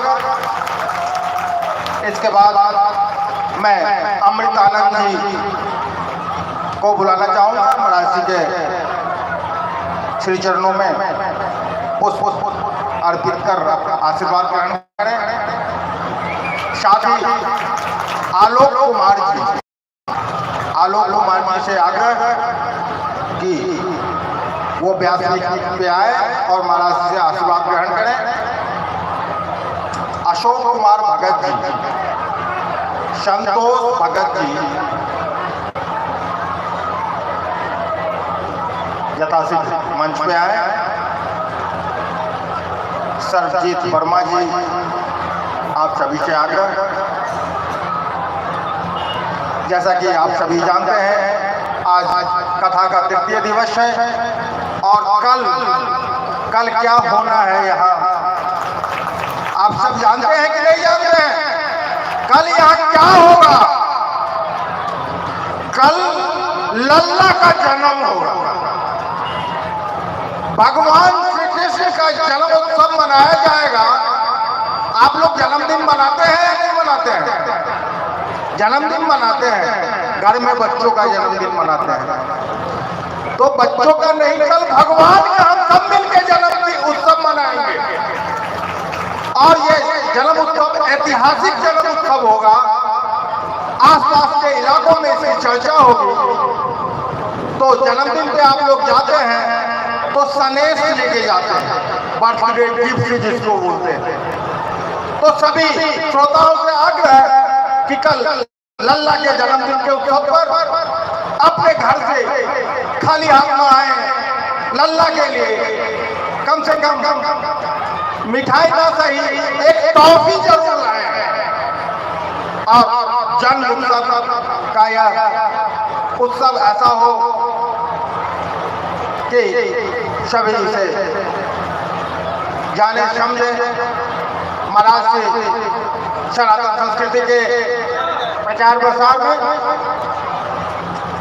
माननीय अशोक कुमार जी महाराज जी को पुष्प अर्पित करते हुए, महाराज जी से आशीर्वाद लेते हुए, महाराज जी सनातन संस्कृति के प्रचार प्रसार के अलावा गौ माता के रक्षा एक विशेष युद्ध, विशेष आंदोलन श्री धाम वृंदावन से शुरुआत कर पूरे भारत वर्ष में जो ऐसे गौ माताएं जो सड़कों पे भूखे प्यासे तड़पती है, उनके लिए जगह जगह ऐसे अत्याधुनिक गौशाला का निर्माण कार्य हो उसमें लगे हुए हैं, जिसमें आप सभी का सहयोग, आप सभी का आशीर्वाद महाराज श्री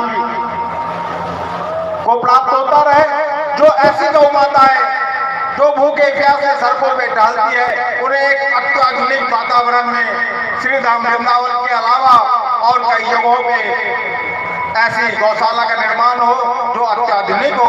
इसमें आप सभी का सहयोग हमें वांछित है और हमें पूरा विश्वास है इस महान कार्य के लिए आप सभी का सहयोग हमें मिलेगा। जय जय श्री राधे, जय जय श्री राधे। आइए चलते हैं व्यास की ओर। आप सभी पीछे जो खड़े हैं हमारे दर्शक को बैठ जाए, क्या कथा अभी और बाकी है, बहुत अच्छे अच्छे प्रसंग आने हैं। अभी कल लल्ला की जन्म की तैयारी भी करनी है। जय जय श्री राधे। जय। ये कोई बड़ी बात नहीं है। शिव शंकर चले रे बाजार के बुंदिया पड़ने लगी। जब बारात भोलेनाथ की चल रही है तो गंगा मैया अपनी कृपा बरसा रही। आइए एक छोटी सी और शिव विवाह का आनंद ले ले हम सभी महाकवि विद्यापति के भाव में ही। जब कभी शिव विवाह का गायन करें तो महाकवि विद्यापति के भाव में जाएं। बड़ा सुंदर भाव रहता है और हमारी मिट्टी की भाषा है। जिस पद को सुन करके महादेव थिरक पड़ते थे, आइए उन्हीं एक सुंदर भाव को पुनः हम सभी श्रवण करते हुए आगे राम में प्रवेश करेंगे। हे गौरी कथिले करबिया, हे गौरी कथिले करबिया, इहन दिगंबर बुढ़वा बरसा। लाख जुग चारी, 4 लाख वर्ष का जिसका उम्र है, ऐसा दूल्हा मिला। प्रेम के लिए भक्तवत्सल भगवान की महाकाल विद्यापति ने कहा कि महादेव का उम्र कितना था? 4 लाख। कथिले करबिया, गौरी कथिले करबिया, इहन दिगंबर बुढ़वा बरसा, इहन दिगंबर बुढ़वा बरसा, दिले करबिया, गौरी कथिले करबिया, गौरी कथिले करबिया। जय हो।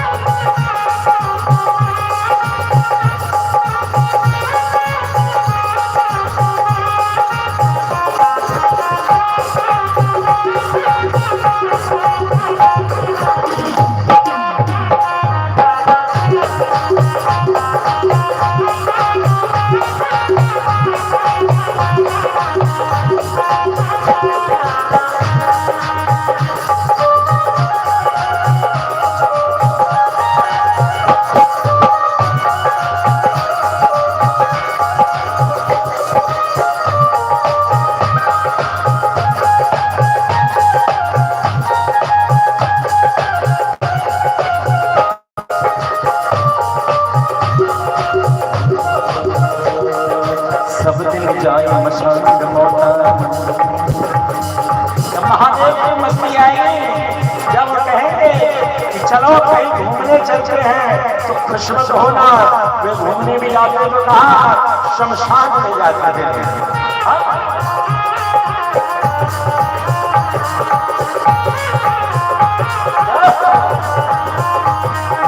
सब दिन जाए मशान मोटा, संग नचना।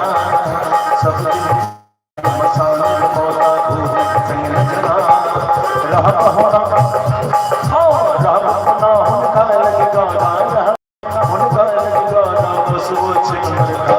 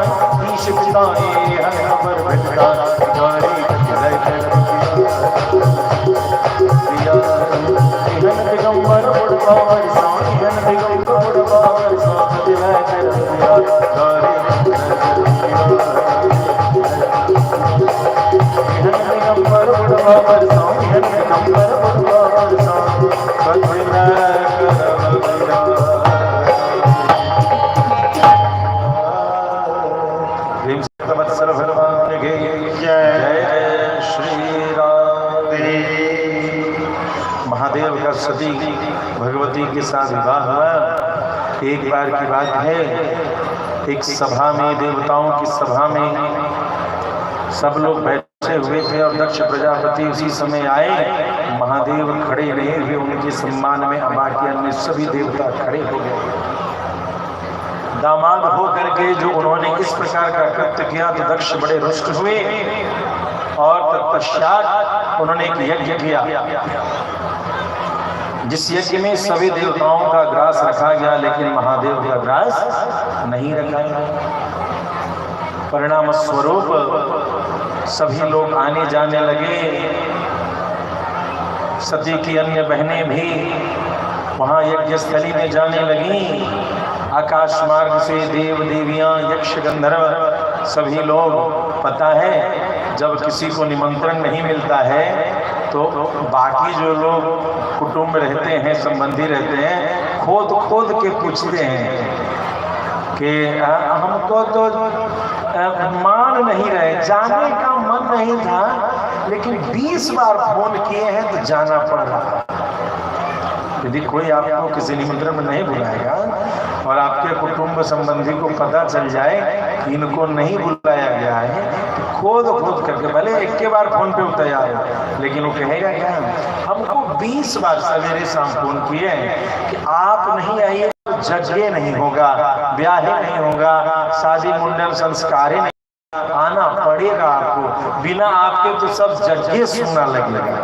ऐसे करके बुलाए हैं तो क्या करें, जाने का तो मन नहीं था लेकिन जा, ऐसे संबंधी लोग हैं। यही बात सती के घर भी हो रहा था। कैलाश के बगल से सारी देवी लोग झुमका मंटी का सब आभूषण पहन पहन करके, अरे मैया जरूरत पड़ गई और हमें तो जाना पड़ रहा है, कैसे आज्ञा नहीं मानते, यज्ञ है ना, आपके पिताजी के यहाँ तो जा रहे हैं।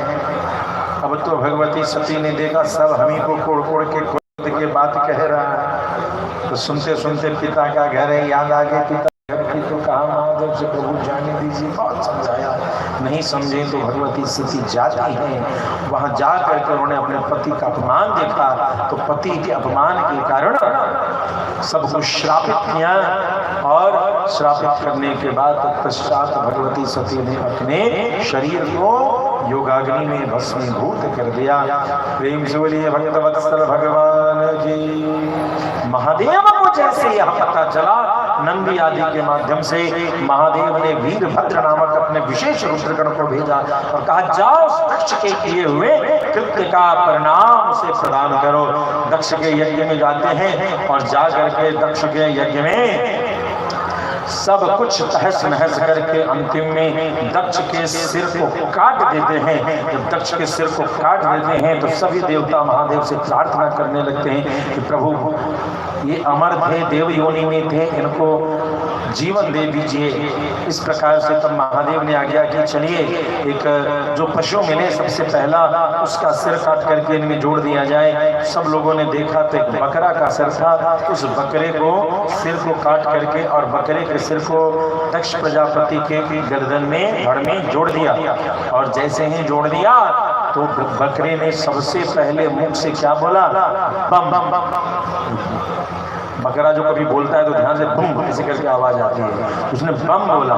यही बम महामंत्र हो गया और महादेव प्रसन्न हो गए। जिसको वेद की मंत्र नहीं आती हो, जिसको पुराण के मंत्र नहीं आते हो, वह सिर्फ बम बम भी बोलेगा तो मैं उस पर कृपा करूंगा। इसीलिए जब हम सभी बाबा धाम जाते हैं कांवर लेकर के, कोई मंत्र तंत्र याद नहीं रहता है तो बोल बम बोल बम बोल बम बोल करते रहते। दक्ष के यज्ञ को प्रसन्न किया और बम शब्द को वरदान दिया कि बम बोलने से मैं बड़ी सरलता से प्रसन्न हो जाऊंगा। इसलिए मनोकामना पूरक शिवलिंग जो ज्योतिर्लिंग है वैद्यनाथ धाम, यहाँ पर सभी लोग एक दूसरे को बम करके बोल रहे होते हैं। आइए भोले बाबा की काशी नगरी चलें। अभी हमारे भोले बाबा हम भक्तों की पुकार सुन करके काशी में अपना दर्शन दे रहे हैं और उस दर्शन से हम सभी हिंदुओं के हृदय में आनंद ही आनंद की बरसात हो रही है। अरे माई अन्नपूर्णा भैरव बाबा रहा न कोई बाकी,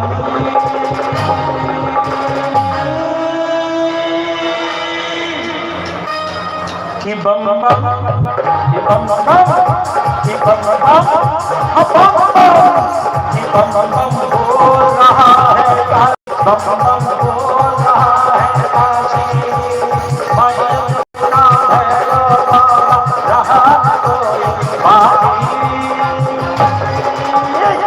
कि बम बम सब लोग बोलेंगे कि बम बम कि बम बम बम बम हो रहा है काशी बम बम हो रहा है काशी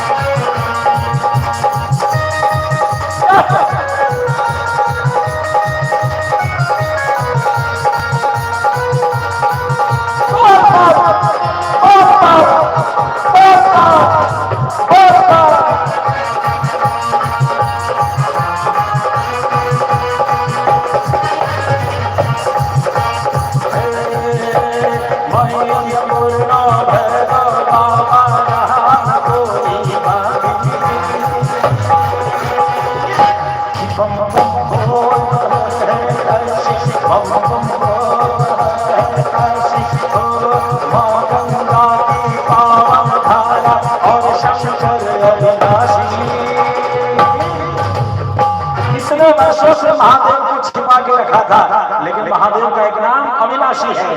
अरे माँ गंगा की पावन धारा और शंकर अविनाशी बम बम हो रहा है काशी बम बम हो रहा है काशी बम बम हो रहा है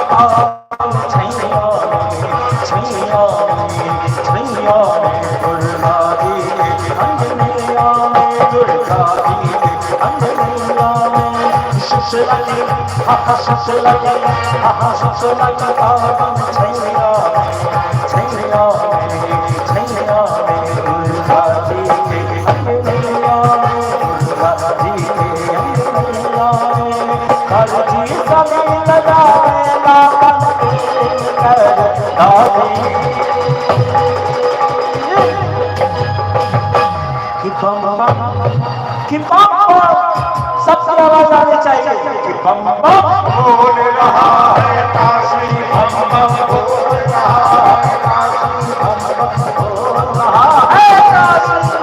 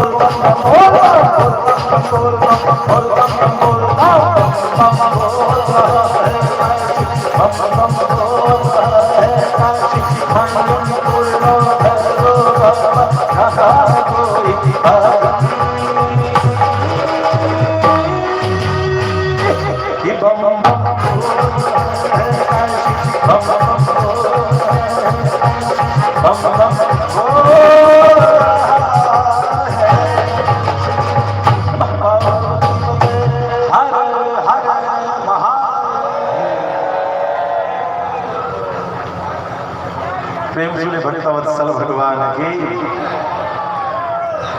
हम सभी ने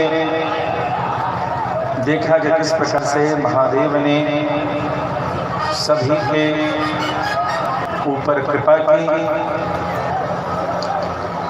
अब पहले बेटियों के वंश की चर्चा, फिर ध्यान देंगे।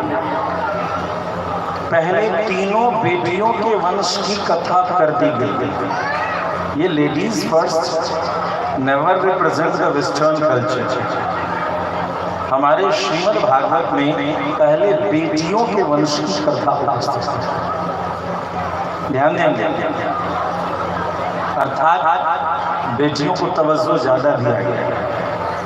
अब आई बेटों की बारी जनाब, और बेटों की कहानियां बड़ी अटपटी हैं। कल नवम स्कंद में हम सभी बेटों की कथा को सुनेंगे तो बड़ा हास्यास्पद और बड़ी रसिक है। अतः अब उत्तानपाद की दो पत्नियां हैं, सुनीति सुरुचि। सुरुचि के पुत्र का नाम है उत्तम कुमार, सुनीति के पुत्र का नाम है ध्रुव कुमार। ध्रुव कुमार के मन में एक बार आता है कि मैं गोद में बैठूं, लेकिन माता सुरुचि ने कहा कि इसके लिए तो तुझे तपस्या करना पड़ेगा, मेरा संतान बनेगा तभी तो गोद में बैठ सकता है। और इस प्रकार से बातों को टाल दिया। मैया सुनीति के पास जाते हैं, मैया ने कहा ठीक कहते हैं, तपस्या करो। और तपस्या करने के लिए वो चल पड़ते हैं। नारद बाबा ने मार्ग में द्वादशाक्षर मंत्र को दिया। तत्पश्चात यमुना नदी के किनारे मथुरा में जाकर के आप तपस्या करना प्रारंभ करते हैं।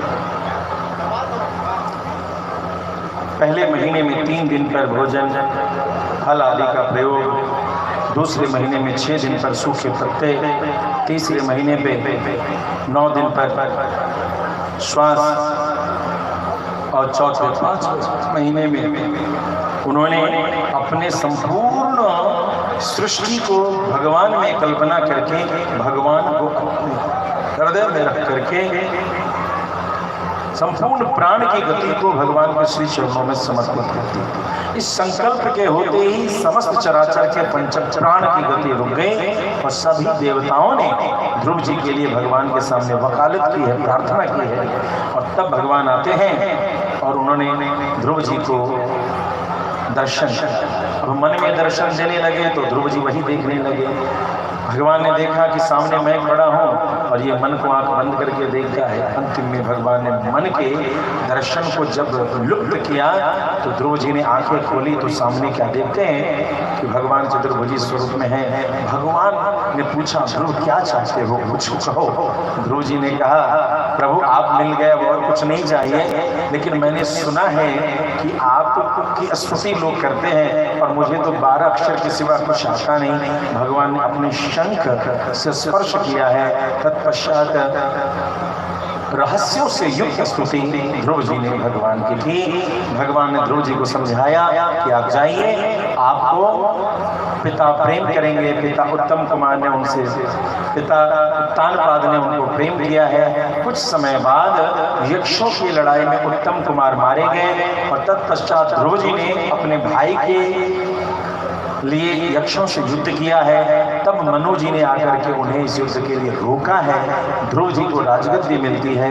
36,000 वर्ष तक राज्य करने के बाद यमराज के सिर पर पैर रखते हुए आपको ध्रुव लोक की प्राप्ति करते हैं। ध्रुव लोक वो स्थान है जो वैकुंठ के द्वार पर उपस्थित है, जहाँ से प्रभु आते जाते हैं। अपने द्वार पर मंगल कलश की जगह पर भगवान ने उस बाल गोपाल, उस बालक की तपस्या को प्रधानता दिया। उस बच्चे को ध्रुव को उस लोक की स्थिति प्रदान की। प्रेम से भक्तवत्सल भगवान की। ध्रुव के ही वंश में राजा वेन हुए जो बड़े पातकी हुए और उन्होंने सभी यज्ञ विधान आदि को नष्ट करके सभी लोगों से कहा सर्वदेव मयो नृपः, सारे देवता राजा के शरीर में हैं, इसीलिए तुम्हें कहीं और पूजन नहीं करना चाहिए, मेरी ही पूजा करो तो तुम्हें सारे फल की प्राप्ति होगी।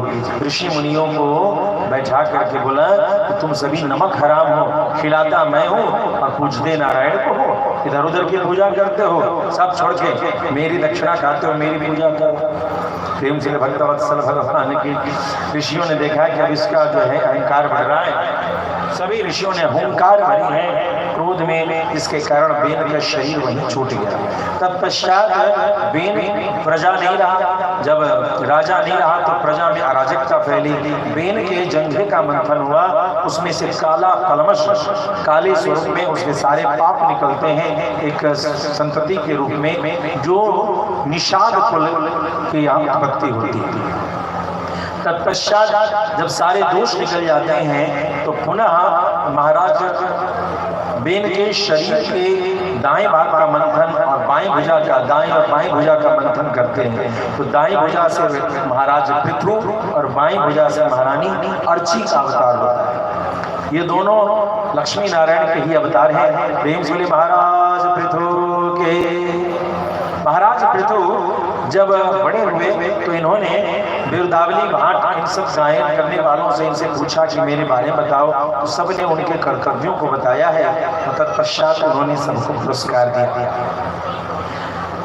समय आता है धरती में बहुत अकाल पड़ता है, तब सभी प्रजा महाराज पृथु से प्रार्थना करते हैं कि हमारे ऊपर कृपा करें। तब महाराज पृथु ने धनुष बाण लेकर के जब धरती पर प्रहार करना चाहा तो धरती गौ का रूप लेकर के भागना प्रारंभ करती है।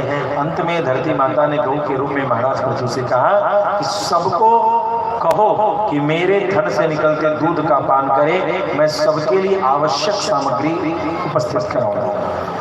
तो दैत्य कुल के प्रहलाद जी ने वहां पर दोहन किया है, आसव मदिरा आदि तो सारी दैत्य कुल को प्राप्त हुआ। देवता कुल में इंद्र आदि ने अमृत का पान किया, सर्पों ने विष का पान किया। तो इस प्रकार जो जिस योनि में है, पितरों ने कव्य को दुहा जो पिंड आदि देते हैं वह उनके दूध से निकला। इस प्रकार से जितने योनि थे उन सभी ने अपने टीम लीडर को, अपने प्रतिनिधि को भेज करके गाय को दुहा है, जो गाय धरती माता थी, और उसी दूध में उनको अपने आवश्यक सामग्रियों की प्राप्ति हुई है। इसीलिए गावो विश्वस्य मातरः, गाय सिर्फ हिंदुओं की माता नहीं है, गाय सारे धरती में उपस्थित सभी 84 लाख योनि में उपस्थित समस्त जीवों की माता गौ माता। प्रेम से भक्तवत्सल भगवान की। राजा पृथु ने इसके बाद गांव, कस्बा, शहर इन सब का निर्माण किया है। और तत्पश्चात महाराज पृथु ने 99 यज्ञ किए। 99 यज्ञ के बाद जब 100वां यज्ञ करते हैं तो इंद्र उनके अश्वमेध यज्ञ का घोड़ा लेकर के भाग भागता है। वो क्या है, जटाजूटधारी बन करके आता है। अत्रि मुनि आचार्य है, अत्रि मुनि ने इशारा किया, देखो देखो इंद्र लेके भाग रहा है। अब उसको पकड़ने के लिए गए तो इंद्र ने क्या किया, अपना जो नख शिख जटा आदि बनाया था उस रूप का त्याग किया और भागते चले गए। सब लोग वहां पहुंचे तो उनको इंद्र का आडंबर का स्वरूप तो मिला, लेकिन इंद्र नहीं मिले तो फिर इशारा किया कि उधर गया। और इस प्रकार से इंद्र से पकड़ करके बार बार इंद्र घोड़ा पकड़ते भागते अलग अलग रूप लेकर के, और उन सभी रूपों को छोड़ करके इंद्र भागता है और घोड़े को लेकर के रखते हैं। और इस प्रकार से इंद्र इस अनेकानेक जिस विभत्स स्वरूपों को धारण करके भाग रहे हैं, किसी के नख बड़े बड़े, किसी के कपड़े मैले कुचैले, किसी की जटा जूट मैले कुचैले, कोई शरीर में मन लगाए हुए, इस अनेकानेक स्वरूप में जो इंद्र ने लीला किया है घोड़े की चोरी का, यही सारे रूप पाखंड कहलाए। यही सारे रूप पाखंड कहलाए। प्रेम से भक्तवत्सल भगवान की। अंत में ब्रह्मा जी आदि सब के कहने पर 100वां यज्ञ रोका गया, क्योंकि इंद्र को पसंद नहीं है 100वां यज्ञ कोई करे। तत्पश्चात भगवान नारायण ने कहा कि मेरी कृपा से यह यज्ञ पूर्ण मानी जाएगी। और महाराज पृथु तत्पश्चात अपने संतति आदि को राजगद्दी दे करके गति इस वनवास की ओर जाते हैं। वहाँ ध्यान धारणा समाधि से इस शरीर की लीला को समाप्त करते हैं। देवी अर्ची ने चिता लगाया है और अपने पति के साथ पति की परिक्रमा करके 3 बार तत्पश्चात वहाँ योग अग्नि से दोनों महाराज पृथु और महारानी अर्ची, इन दोनों ने इस शरीर का त्याग किया। प्रेम से भक्तवत्सल भगवान की। पंचम स्कंद में राजा प्रियव्रत के वंश की चर्चा है। प्रियव्रत ऐसे राजा थे जिन राजा ने अपने तेज से आधी सृष्टि में सूर्य की रोशनी और आधे सृष्टि में देखा कि अंधकार है, तो उन्होंने उल्टी गति के घोड़ों को चयन किया और खुद दूसरी तरफ घूम गए। अपनी तपस्या के बल पे आधी सृष्टि में उन्होंने प्रकाश स्थापित किया। आज के वैज्ञानिक कहते हैं कि धरती आधे में अंधेरा और आधे में उजाला, ये आज पता चला है। ध्यान देंगे ज्योग्राफी के विद्यार्थी, राजा प्रियव्रत के चरित्र के साथ प्रारंभ ये पंचम स्कंद का अध्ययन करें। जो भी जियोलॉजी या ज्योग्राफी के विद्यार्थी हैं उनको पंचम स्कंद का अध्ययन करना चाहिए और समझना चाहिए कि मॉडर्न साइंस का बेस हमारा स्पिरिचुअल साइंस है और इसके लिटरेचर है। तो महाराज प्रियव्रत ने अपने तपस्या से दूसरी तरफ प्रकाश पुंज की व्यवस्था की और उसी समय इस शरीर इस धरती पर जो उनका रथ चल रहा था तो धरती के टुकड़े हुए जिससे कि महाद्वीप समुद्र आदि का निर्माण हुआ। प्रेम से भक्तवत्सल भगवान की इन्हीं के वंश में राजा आग्नेत्र, आग्नेत्र के पुत्र नाभि और नाभि के पुत्र ऋषभदेव जी हुए, जिन ऋषभदेव जी ने अवधूत लीला को प्रशस्त किया है। ऋषभदेव जी ने अपने 100 पुत्रों में सबसे बड़े महाराज भरत को राज और तत्पश्चात अवधूत अपने मुंह में पत्थर रख करके घूमने लगे कि न बोलूंगा न लोग प्रभावित होंगे और न मुझसे जुड़े रहेंगे। तो इस प्रकार से भ्रमण करते करते एक समय ऐसा आता है कि वन प्रदेश में अजगर वृत्ति को धारण करते हैं। अजगर वृत्ति का मतलब हो गया शरीर से हिलना नहीं। अजगर करे न चाकरी, पंछी करे न काज, दास मनुका करे सबके दाता। तो अजगर वृत्ति मतलब उसी जगह बैठे रहे, जो भी पत्ता खड़ पतवार जो मिलता उसी से भोजन यापन करते और कहीं और जाते नहीं। अपने शरीर में अचल अवस्था को, अचल गति को स्वीकार किया, अजगर वृत्ति को स्वीकार किया। समय आता है जंगल में अग्नि लगती है और उसी अग्नि में जल करके ऋषभदेव जी संसार का त्याग करते हैं। प्रेम से भक्तवत्सल भगवान के ये ऋषभदेव जी भगवान के अवतार थे। इनके पुत्र महाराज भरत ने अपने अवस्था आने पर सब कुछ का त्याग किया और त्याग करने के पश्चात भरत जी चले जाते हैं कहाँ? ये जो गंडकी नदी है इसके पूर्वोत्तर भाग में, और वहां जाकर के आप जो है गंडकी नदी के ऊपर के भागों में जाकर के हिमालय के कंदराओं में जाकर के आप तपस्या करने लगते हैं, नित्य भगवान की उपासना करते हैं। एक दिन सूर्यार्घ देते समय एक गर्भिणी हिरणी को देखा, वह हिरणी दौड़ करके छलांग लगा के उस पार जाती है।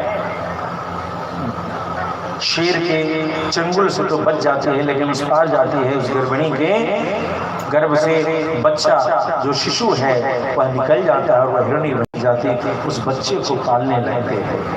मत सर्वदी का भार लो बस हो गया भजन, आदत बुरी सुधार लो बस हो गया भजन।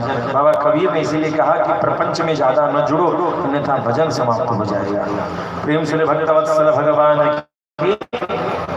तो भरत जी ने जब उस बच्चे को पालना शुरू कर दिया धीरे धीरे भगवान से भक्ति, भगवान से समर्पण हट करके भक्त के भावना डगमग हो गई और उस हिरण के बच्चे में प्रेम जग गया। धीरे धीरे अवस्था ऐसी आती है कि उस हिरण के बच्चे में इतना प्रेम आ जाता है कि मरते समय उस हिरण की चिंता होती है। मरने के बाद पुनः हिरण के ही रूप में अवतरित होते हैं। लेकिन इस बार उन्हें पिछले जन्म की कथा याद थी। तो गंडकी नदी के ही जल में, गंडकी नदी कौन सी नदी है? जिसमें शालिग्राम पाए जाते हैं। तो गंडकी नदी के ही जल को शालिग्राम का तीर्थोदक मान करके वो जल पीते पीते अपने शरीर का त्याग करते हैं। तीसरे जन्म में ब्राह्मण कुमार, ब्राह्मण के वंश में, वैदिक ब्राह्मण के वंश में उनका जन्म होता है। जो योग भ्रष्ट होते हैं उनके लिए भगवान ने गीता जी में उपदेश दिया है कि या तो श्रीमताम के है, या तो किसी धनवान के घर में उसका जन्म होगा कि वह दान आदि से अपने करनी को सुधार ले, और या फिर किसी वैदिक ब्राह्मण के घर में जन्म होगा कि वह अध्यात्म से अपनी गति सुधार ले। तो यही स्थिति यहाँ भरत की होती है। भरत उस जन्म में वैदिक ब्राह्मण के घर में जन्म लेते हैं, पूर्व के ज्ञान से युक्त जीवन शैली, इधर संसार के प्रपंच से विरक्त, और इस प्रकार से कुछ भी याद करने को तैयार नहीं, कुछ भी सीखने को तैयार नहीं। पिता के शरीर पूरा होने का जब समय आया तो अपने भाइयों को, अपने बच्चों को उन्हें इशारा किया कि देखो तुम्हारा ये भाई बड़ा सीधा है, इसका ध्यान रखना, इसकी रक्षा करना। सारे पुत्रों ने वचन दिया कि हम इसका ध्यान रखेंगे। पिता चले गए। भाई तो भाई होते हैं और भाभियाँ भाभियाँ होती हैं। वो खूब बड़ा बड़ा परात में भोजन करता था। प्रेम से भक्तवत्सल भगवान की अपने इसी क्षेत्र से एक संपत कुमार भी रहते थे हरिद्वार के आश्रम में, जिनका भोजन जो है बड़का परात में भात खाते थे। जिन्होंने संपत जी को देखा होगा वो जानते होंगे, अपने आश्रम में रहा करते थे, बड़का परात में भात खाते थे। उतना भात 10 आदमी का भात अकेले, लेकिन शरीर में उनका इतना बल रहता था कि एक बोरा चावल में यदि रख दिया और ऊपर ले जाना है 3 तल्ले पर, राजी ऊपर ले जाना है, ऊपर ले जाना है, बड़े सीधे से बांटा और ऊपर ले जाते टस से मस। तो ऐसे जड़ भरत आज भी देखने को मिल जाते हैं। तो जड़ भरत रूप में रहते। और एक दिन ऐसा हुआ कि भाभीियों ने कहा खाली खाता है कुछ करता नहीं है, पहले क है तब ख है, पहले करे तो खाए, तो क्या काम किया जाए। भाइयों ने सोचा चलो इसको खेती सिखाते हैं। खेती सिखाने गया और दिखाया कि ऐसे फावड़ा चलाना और ऐसे मिट्टी फेंक देना। हाँ भैया ऐसे ही फावड़ा चलाएंगे, ऐसे मिट्टी, अब जाइए जाइए जाइए। और वो फावड़ा लेवे और जहाँ ठोकने को कहा था उसी जगह ठोके और मिट्टी पीछे फेंके, फिर उसी जगह निशाने से ठोके और मिट्टी फेंके। धीरे धीरे भरत जी नीचे की ओर चलते चले गए और बलिष्ठ थे तो मिट्टी सीधा ऊपर फेंकते चले गए। तो खेत में एक जगह कुआं हो गया और एक जगह पहाड़ खड़ा हो गया। शाम को भाई लोग आए, बोले भरत तूने ये क्या किया, ये कैसी खेती की, यहाँ कुआं भरा दिया और पहाड़, अरे तो इस काम के लायक भी नहीं। उनको इसी कारण से घर से निकाल दिया जाता है। भरत जी जंगलों में घूमते रहते हैं। एक बार एक डकैत उनको बलि देने के लिए तैयार होता है। जब बलि देने को तैयार होता है, अवधूत जिसे न जन्म का भय है, न मृत्यु का भय है, न यश न अपयश, किसी चीज का लाभ हानि आदि के भय से परे है, ऐसे परमहंस भरत जी को जब बलि के रैक पर रखा जाता है, उस जगह पर जैसे ही खड्ग पूजन करके बलि की गति उपस्थित की जाती है कि भगवती कालिका मूर्ति से निकल करके उस डकैत का उसी खड्ग से वध कर देती है। प्रेम श्री भक्तवत्सल भगवान की जय। तत्पश्चात भरत जी आगे वन में घूमते रहते हैं। एक बार की बात है, रहुगण पालकी पर बैठ करके कपिल मुनि के दर्शन के लिए जा रहे हैं। रास्ते में एक कहार का कंधा छिल गया। कहार की खोज में मोटे ताजे भरत जी दिखे, लेकिन भरत जी बड़े दयालु हैं। जड़ भरत के मन में यह है कि मुझसे किसी की हत्या न हो। कीट पतंग इन सबको देख करके पदचाप में परिवर्तन होने के कारण संतुलन बिगड़ता है। कई बार समझाने पर भी भरत समझते नहीं। तब रहुगण ने कहा, अच्छा तू बहुत कमजोर हो गया है, जब मेरी औषधि मिलेगी ना तो तू ठीक हो जाएगा। रहुगण डंडे की बात करता है तो हृष्ट पुष्ट, लेकिन सही से चलता नहीं। तब भरत जी ने पहली बार इस जन्म में अपने मुख से कुछ बोला है। भरत जी कहते हैं, अरे राजन, मिट्टी का तू, मिट्टी का मैं, मिट्टी की पालकी, मिट्टी की धरती, बता मिट्टी मिट्टी के पिंड को धारण किए हुए भला मिट्टी मिट्टी को भारी लगेगी? तू जो कहता है कि तू बहुत बड़ा राजा है और तू जो कहता है कि मैं तेरा सेवक हूँ, तू है कौन? तू मिट्टी का ही एक लोथड़ा है, मिट्टी का ही एक पिंड है और मैं भी मिट्टी का ही पिंड। तो फिर तू राजा कैसे, मैं तेरा सेवक कैसे? इस भेद को मिटा, हम दोनों साम्य हैं, हम दोनों ही मिट्टी से बने हुए हैं। ऐसी बात सुनते रहुगण तो कूद करके उतरता है और उनसे ब्रह्म ज्ञान की प्राप्ति करता है। प्रेम से भक्तवत्सल भगवान की। छठे स्कंद में अजामिल की चर्चा है। कान्यकुब्ज देश में एक ब्राह्मण है जो अजामिल है, जो अनेक दोष से युक्त जीवन से युक्त है। एक बार संतों की सेवा करने का अवसर मिल गया, अनमनी ढंग से उसने सेवा कर दी। संतों ने देखा इसका नमक खाया है तो कुछ न कुछ इसको दे दें, निःशुल्क नहीं खाना चाहिए, कुछ तो कर ही देना चाहिए। तो संतों ने उसके बच्चे का नाम नारायण रख दिया और चल दिया। अजामिल के मरने का जब समय अंतिम घड़ी आई तो अजामिल अपने उस छोटे लाडले बेटे को याद करता है, नारायण ओ नारायण। यमदूत सामने दिखते हैं और अपने बेटे को पुकारता है कि बेटा छोटा लेकिन वहाँ खेल रहा है, वह तो नहीं सुनता। विष्णु दूतों ने सुन लिया नारायण की ध्वनि, पहुंच जाते हैं। यमदूतों को वहां से समझा करके विदा किया और तत्पश्चात ये सारी लीला अजामिल देख रहा था कि नारायण नाम संकीर्तन करने मात्र से ही वह यमदूतों के अधिकार क्षेत्र से बाहर हो चुका। यह देख करके बड़े अचरज में पड़ता है। इस बार जो अजामिल बचता है तो अजामिल ने भगवान श्रीमन नारायण की अटूट अचल अडिग भक्ति की, तत्पश्चात परम पद की प्राप्ति की। प्रेम से भक्तवत्सल भगवान के। सप्तम स्कंद में हिरण्याक्ष के वध के पश्चात उनका भाई हिरण्यकशिपु, ये जो जुड़वा होते हैं, जुड़वा का एक सिस्टम है, ये दोनों ट्विंस थे। हिरण्याक्ष और हिरण्यकशिपु कैसे थे? ट्विंस। ट्विंस बच्चों में एक गजब की सिस्टम होती है। जिस बच्चे का फॉर्मेशन पहले होता है उसका जन्म बाद में होता है। नहीं समझे?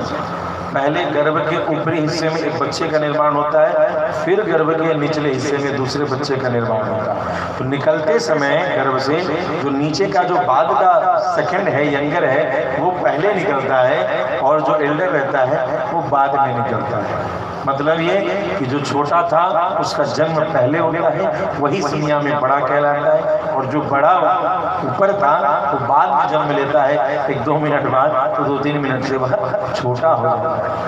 तो हिरण्याक्ष हिरण्यकशिपु इसी तरीके से हैं।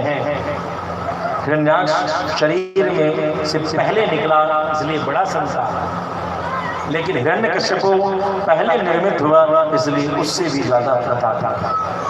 छोटा था, अपने भाई के वध के परिशोध में, बदले में हिरण्यकशिपु ने आकर के तपस्या की। प्रेम से भक्तवत्सल भगवान के। हिरण्यकशिपु ने कहाँ तपस्या की पता है? मंदरांचल पर्वत पर। हिरण्यकशिपु ने मंदरांचल पर्वत पर आकर के तपस्या की और वहां पर उसने ब्रह्मा जी से खूब वरदान ले लिया।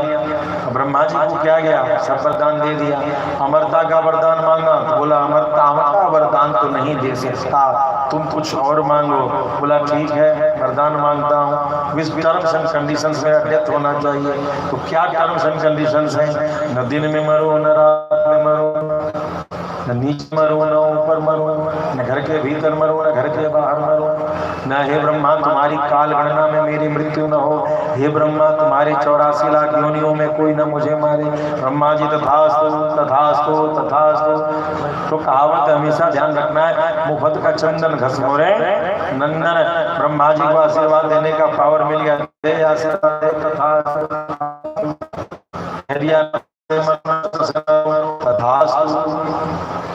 तो सारा तथास्तु तथास्तु कह करके ब्रह्मा जी कह रहे थे तो मरेगा मेरी में भी नहीं मरेगा। ब्रह्मा जी तो बोले हे भगवान, इसने तो मुझे खड़े खड़े बेच लिया, ठग लिया मुझे। भक्तवत्सल भगवान की। अब तो ब्रह्मा जी के जो है स्थिति गंभीर हो गई। तो जब भी कभी उलझन हो, पहले जो लोग होते हैं उनको खुद झेलना पड़ता है, और जब झेलने में असफलता हो तब सुप्रीम कोर्ट में फाइल चली जाती है। ब्रह्मा जी ने कहा सरकार, भगवान नारायण ने कहा बोलो क्या बात है?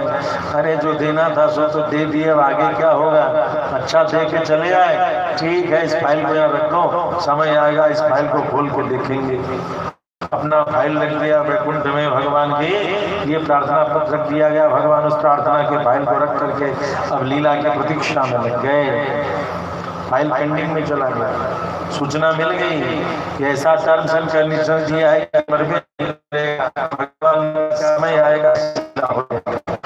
इधर है ना हिरण्यकशिपु के पत्नी कयादो बड़ी भक्त परायणा थी। जब वो तपस्या करने गया था तो उसी समय कयादो नारद जी की सन्निधि उसी को प्राप्त होती है, और नारद जी को जो देना था उन्होंने गर्भ में बैठे प्रहलाद को ही सारा ज्ञान दे दिया। प्रेम से भक्तवत्सल भगवान की। हाँ, हिंग लगे ना फिटकरी रंग में चोखा। अब नारद जी ने अपना रंग चढ़ा दिया और उसी रंग के साथ प्रहलाद का जन्म होता है। प्रहलाद बड़े होते हैं, यज्ञोपवीत संस्कार होता है। यज्ञोपवीत संस्कार के बाद उनको अध्ययन के लिए गुरुकुल भेजा जाता है।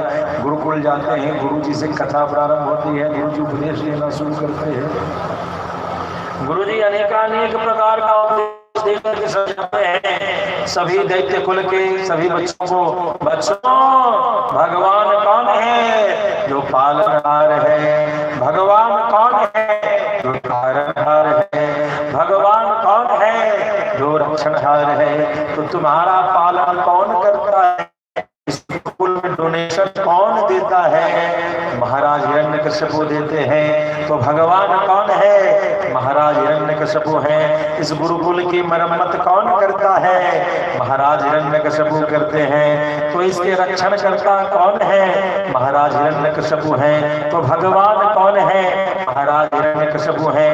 यदि तुम बीमार होते हो तो औषधि की व्यवस्था वैद्यों से कौन करवाता है, तो महाराज हिरण्यकश्यपु करते हैं। तो तुम्हारी तारणहार कौन है, महाराज हिरण्यकश्यपु हैं। तो बताओ भगवान कौन है, तो महाराज हिरण्यकश्यपु हैं। प्रेम से भक्तवत्सल भगवान की। ऐसे बहुत से स्कूल आज भी चल रहे हैं, ऐसे बहुत सारे स्कूल हिरण्यकश्यपु वाले आज भी चल रहे हैं। ये जितने saint Joseph, saint Xavier, saint Loyola, saint Columbus, कभी इन सेंट के जीवन लाइफ हिस्ट्री को इंडिया के एस्पेक्ट में पढ़ने की कोशिश कीजिए। किसी ने पूरी ऑस्ट्रेलिया को काट करके परिवर्तित करवा दिया, किसी ने गोवा के क्षेत्र में संपूर्ण सभी को कटवा करके धर्मांतरण करवा दिया और वे हो गए Saint. Who are called saint? These are the saints. तो कभी भी saint Joseph, saint Xavier, saint Loyola, saint Columbus, इनके हिस्ट्री को पढ़ें, why they are termed as saint। तब आप अपने बच्चों को उस स्कूल में कभी भर्ती नहीं कराएंगे, कभी भर्ती नहीं कराएंगे। ये हिरण्यकश्यपु के स्कूल है, ये हिरण्यकश्यपु के स्कूल हैं जो वैदिक परंपरा के हमारे बच्चों को रटाते हैं। सनातन धर्म हास्य का विषय है। जिस सुश्रुत ने पहली बार चिकित्सा के विधि को निर्माण किया, फादर ऑफ सर्जरी, वो नहीं हुआ, बाहर के लोगों को वो सारी प्रतिष्ठा दी। अस्तु, उन विषयों में ज्यादा देर नहीं जाऊंगा समय को लेते हुए, ध्यान रखते हुए। लेकिन यहाँ ध्यान रखेंगे, we are getting biased education in these convent schools. हमें पक्षपाती विद्या की प्राप्ति कराई जाती है, ऐसी विद्या कि हमारी श्रद्धा, भारतीय संस्कृति, भारतीय परंपरा से हमारी श्रद्धा डगमगाए और हम पाश्चात्य संस्कृति की ओर लोभान्वित हों, आकर्षित। तो प्लीज अपने बच्चों को किसी सेंट के नाम के स्कूल में जब भर्ती करें तो उस सेंट के हिस्ट्री को इंडियन एस्पेक्ट से पढ़ें, वैश्विक राजनीतिक में पढ़ें कि सेंट ने क्या किया। पूरे ऑस्ट्रेलिया की संस्कृति खत्म, पूरे साउथ अमेरिका की संस्कृति खत्म, पूरे यूरोप के कई देशों की संस्कृति खत्म, नॉर्थ अमेरिका की संस्कृति खत्म। जिन्होंने वहां की नेटिव कल्चर को, क्षेत्रीय संस्कृति का नाश करा दिया, वही सेंट कहलाए। प्रेम से भक्तवत्सल भगवान की। बस इन पर रिसर्च कीजिए। आज भी हिरण्यकश्यपु के स्कूल हैं, उसमें प्रहलाद जी पढ़ने चले गए। कभी कभी बच्चियां चली जाती हैं हमारे यहाँ। अभी कुछ दिनों पहले एक बच्ची चली गई और मेहंदी लगा कर, तो उसको उस पर डंडे पड़े। मेहंदी लगा के क्यों आई? परिणाम स्वरूप अगले दिन सारी बेटियों ने मेहंदी लगाया, तब स्कूल पहुंच गई कि मारो कितने डंडे मारते। एक बार किसी लड़की ने, अभी कुछ दिनों पहले वो एक दुपट्टा का कैंपेन चला। हमारी भारत की बेटियां धर्म पे ज्यादा केंद्रित हैं, लड़कों की तो शिकायत पूरे भारत में मिल रही है। किसी को शराब पीने से फुर्सत नहीं, किसी को ड्रग एडिक्शन से फुर्सत नहीं, किसी को बस parties and parties and parties. हमारे हिंदुत्व से मतलब नहीं, हमारे सनातन धर्म से मतलब नहीं। जब उस लड़की को की बात नहीं मानी गई तो सारे नगर की लड़कियों ने सैफरन केसरिया रंग का दुपट्टा पहन करके सारे कॉलेज में प्रवेश लेना शुरू कर दिया। कितने दुपट्टे हटाओ? तो ऐसा प्रहलाद आज भी कहीं न कहीं ऐसे हिरण्यकश्यप के स्कूल में आज भी निर्मित होते हैं। यह भारत वर्ष सदैव ही वीरों और वीरांगनाओं की भूमि रही है। आज भी यह कथा चलती है। प्रेम से भक्त वत्सल भगवान की। तो प्रहलाद जी को भेजा गया। जैसे ही गुरु जी यज्ञ कराने गए कि कुछ यज्ञ कराएंगे तो राशन पानी आएगा तो भोजन होगा। इधर गुरु जी छुट्टी पर स्कूल में हो गया, तुम लोग अपना होमवर्क तैयार करो, तब तक हम आएंगे तो अगली पढ़ाई। जैसे ही गुरु जी गए प्रहलाद बैठ जाते। अरे सुनो सुनो सुनो, जो महाराज हैं उनका निर्माण कौन करता है? महाराज जो भोजन करते हैं वो भोजन कौन देता है? अरे ये बात तो गुरुजी ने बताया ही नहीं। हाँ, हम लोगों को तो महाराज देते हैं बढ़िया बढ़िया चावल दाल तरकारी चटनी अचार सब दिलवाते हैं, लेकिन महाराज को कौन देता है ये तो नहीं पता। मुझे पता है, मुझे पता है। महाराज को भगवान श्रीमन नारायण भोजन देते हैं। तो जब महाराज के महाराज भगवान श्रीमन नारायण हो गए तो फिर असली भगवान कौन हुआ? तो भगवान श्रीमन नारायण। अब सब लोग भगवान नारायण का कीर्तन करने लगे। गुरु जी आए, ठंडे का विंटर वैकेशन हुआ। विंटर वैकेशन में बच्चा गया पिताजी के पास। पिताजी ने खूब बढ़िया से मेरा राज दुलारा आया है, खूब प्यार किया। अच्छा बेटा बोलो कि तुमने कुछ पढ़ाई लिखाई की है? क्या पढ़ा है? पिताजी मैंने बहुत पढ़ाई की है और बहुत कुछ सीखा है। क्या सीखा है? तो मैंने ये पढ़ा है कि साधु सज्जन उसी को कहते हैं जो भगवान की भक्ति करता है, इधर उधर दिमाग नहीं ले जाता है। कौन भगवान? भगवान श्रीमन नारायण की जो भक्ति करे उसे ही दुनिया में सज्जन मानना चाहिए। यही सज्जनता का लक्षण। शत्रु का नाम लेते हो कह दो बोला ये भगवान यही पढ़ के आया। बुलाया गुरु जी इधर आइए, ये क्या पढ़ाया आपने? क्या ये तो मेरे शत्रु को कहता भगवान, यही पढ़ाया। ये भगवान ये आपने क्या क्या क्या? गुरु जी ने कहा नहीं मैंने ऐसा नहीं पढ़ाया। नहीं ठीक से पढ़ाई, ले जाइए। विंटर वेकेशन की छुट्टी के बाद प्रहलाद जी को फिर भेजा गया, फिर पढ़ने गए। फिर पढ़ करके जब समर वेकेशन का टाइम आया, छुट्टी मिली तो फिर घर आए। घर आए पिताजी ने खूब बढ़िया से पके पके आम पके पके फल खिलाने की तैयारी की। खूब बढ़िया दुलार से बेटे को बगल में बैठाया। और राजा बेटा क्या पढ़ के आए? इस बार कुछ पढ़े? अच्छे से पढ़ाई किया कि अपने मन के कुछ कुछ बोलते रहते हो? जी ना, मैंने कुछ ऐसा वैसा नहीं, मैं तो बहुत सोच समझ के बोलता हूँ। अच्छा क्या पढ़ा? भगवान श्रीमन नारायण की नवधा भक्ति, 9 प्रकार से भगवान की पूजा की जाती है। क्या बोलता है? चुप चुप चुप चुप, ये सब बातें सीखता। फिर गुरु जी के यहाँ भेजा गया, बुलाया गया।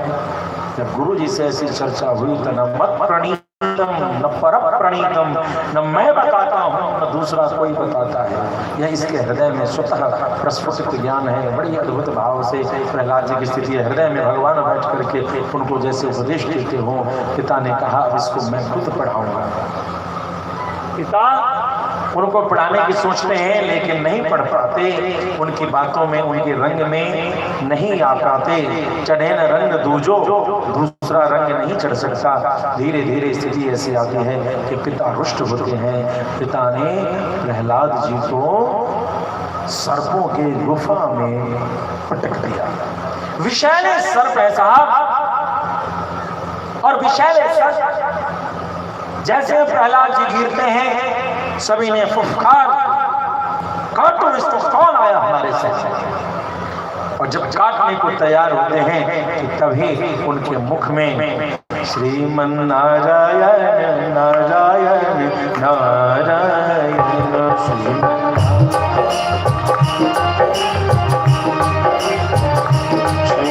नारायण नारायण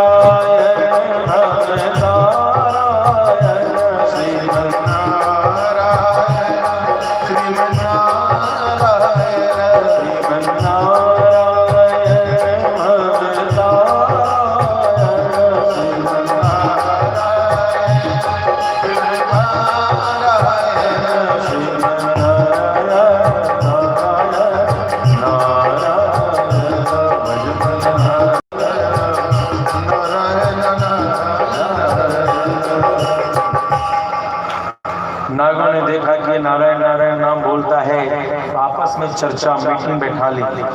प्रहलाद जी भजन कर रहे हैं, इधर मीटिंग शुरू है। अरे ये क्या मुख में बोलता है, चक्षु श्रवा है, आंखों से उसकी ओठों के ऊपर नीचे जाने की प्रवृत्ति को देख करके नागों ने सोचा, ओहो ये नारायण नारायण नारायण नारायण नारायण नारायण नारायण बोलता है। ये नारायण कौन है? हमारे कुल में जो श्रेष्ठ शेषनाग है, उन्होंने अपने शरीर को जिनकी सेवा में लगा दिया, बिछावन बन गए। आज उनके भक्त हमारे पास उपस्थित हैं। हम उन भगवान श्रीमन नारायण की तो सेवा नहीं कर सकते, मगर अपने शरीर से उनके भक्त की तो सेवा कर सकते हैं। सारे सर्प सारे नाग आपस में लिपट गए, लिपट करके मोटा रस्सा बना और उनको फंदा लगा करके ऊपर खींच करके कुएं से बाहर निकाल दिया। प्रेम से भक्तवत्सल भगवान की।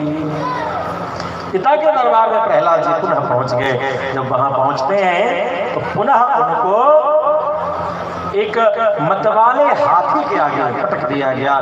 मतवाला हाथी चीखता हुआ उधर की ओर दौड़ता है और प्रहलाद जी ध्यानस्थ होकर के भगवान श्रीमन नारायण का संकीर्तन कर रहे हैं। इधर जैसे हाथी चिंगार करके आने को है कि तभी बीच में सिंह रूप में भगवान ने दर्शन दिया और ऐसी दहाड़ मारी कि भयभीत होकर के उस हाथी ने महावत को ही पटक करके उसका वध किया और दूसरी दिशा में चले गए। पुनः बच गए। कभी पर्वतों से फेंके गए फिर भी अक्षुण्ण रहे, कभी समुद्र में जब फेंके गए तो वहां पर समुद्र के भीतर, समुद्र किसके पिताजी का नाम है? लक्ष्मी जी के पिताजी का नाम समुद्र है। प्रेम से भक्तवत्सल भगवान की। तो समुद्र में गए तो नाना जी के घर में बच्चा को बिगाड़ना हो तो नाना जी के घर में भेज देंगे। जिस बच्चे को ज्यादा बिगाड़ना हो तो नाना जी के घर में हर विंटर हर समर वेकेशन में भेज दो, कोई शिक्षक उसको नहीं सुधार पाएगा। प्रेम से भक्तवत्सल भगवान की। हिरण्यकश्यप के सारे टीचर का दिमाग खराब हो गया, लेकिन प्रहलाद जी नहीं सुधरे और प्रहलाद जी पहुंच गए कहाँ? नाना जी के घर में। भगवान श्रीमन नारायण ने इशारा किया, हे लक्ष्मी देखो अपना बालक आया है। लक्ष्मी जी गई और वो नुक्का छिपी खेल रही है बालक के साथ। बहुत तरीके के हास्य रस खेल, आनंद वात्सल्यता, ममत्व का सुख मिल रहा है प्रहलाद जी को। भगवान भी आनंदित हो रहे हैं। तब भगवान ने कहा, हे देवी इसकी माँ का याद हो, इसके दुख से बहुत दुखी है, इसे जाने दो। तब जो है एक रथ पर खूब रत्नाभूषण लेकर के प्रहलाद जी को विदाई किया। अब प्रहलाद जी इस विदाई को लेकर के जाते हैं तो हिरण्यकश्यप ने देखा, अरे इसको तो समुद्र में फेंकवाया था, लगा था कि मर गया, लेकिन ये तो रथ पर बैठ करके आता है। अरे तो बच कैसे गया? पिताश्री मैंने कहा था ना कि भगवान श्रीमन नारायण ही संसार के मूल हैं। समुद्र तो लक्ष्मी जी के पिता का नाम है। मुझे बड़े कंजूस है।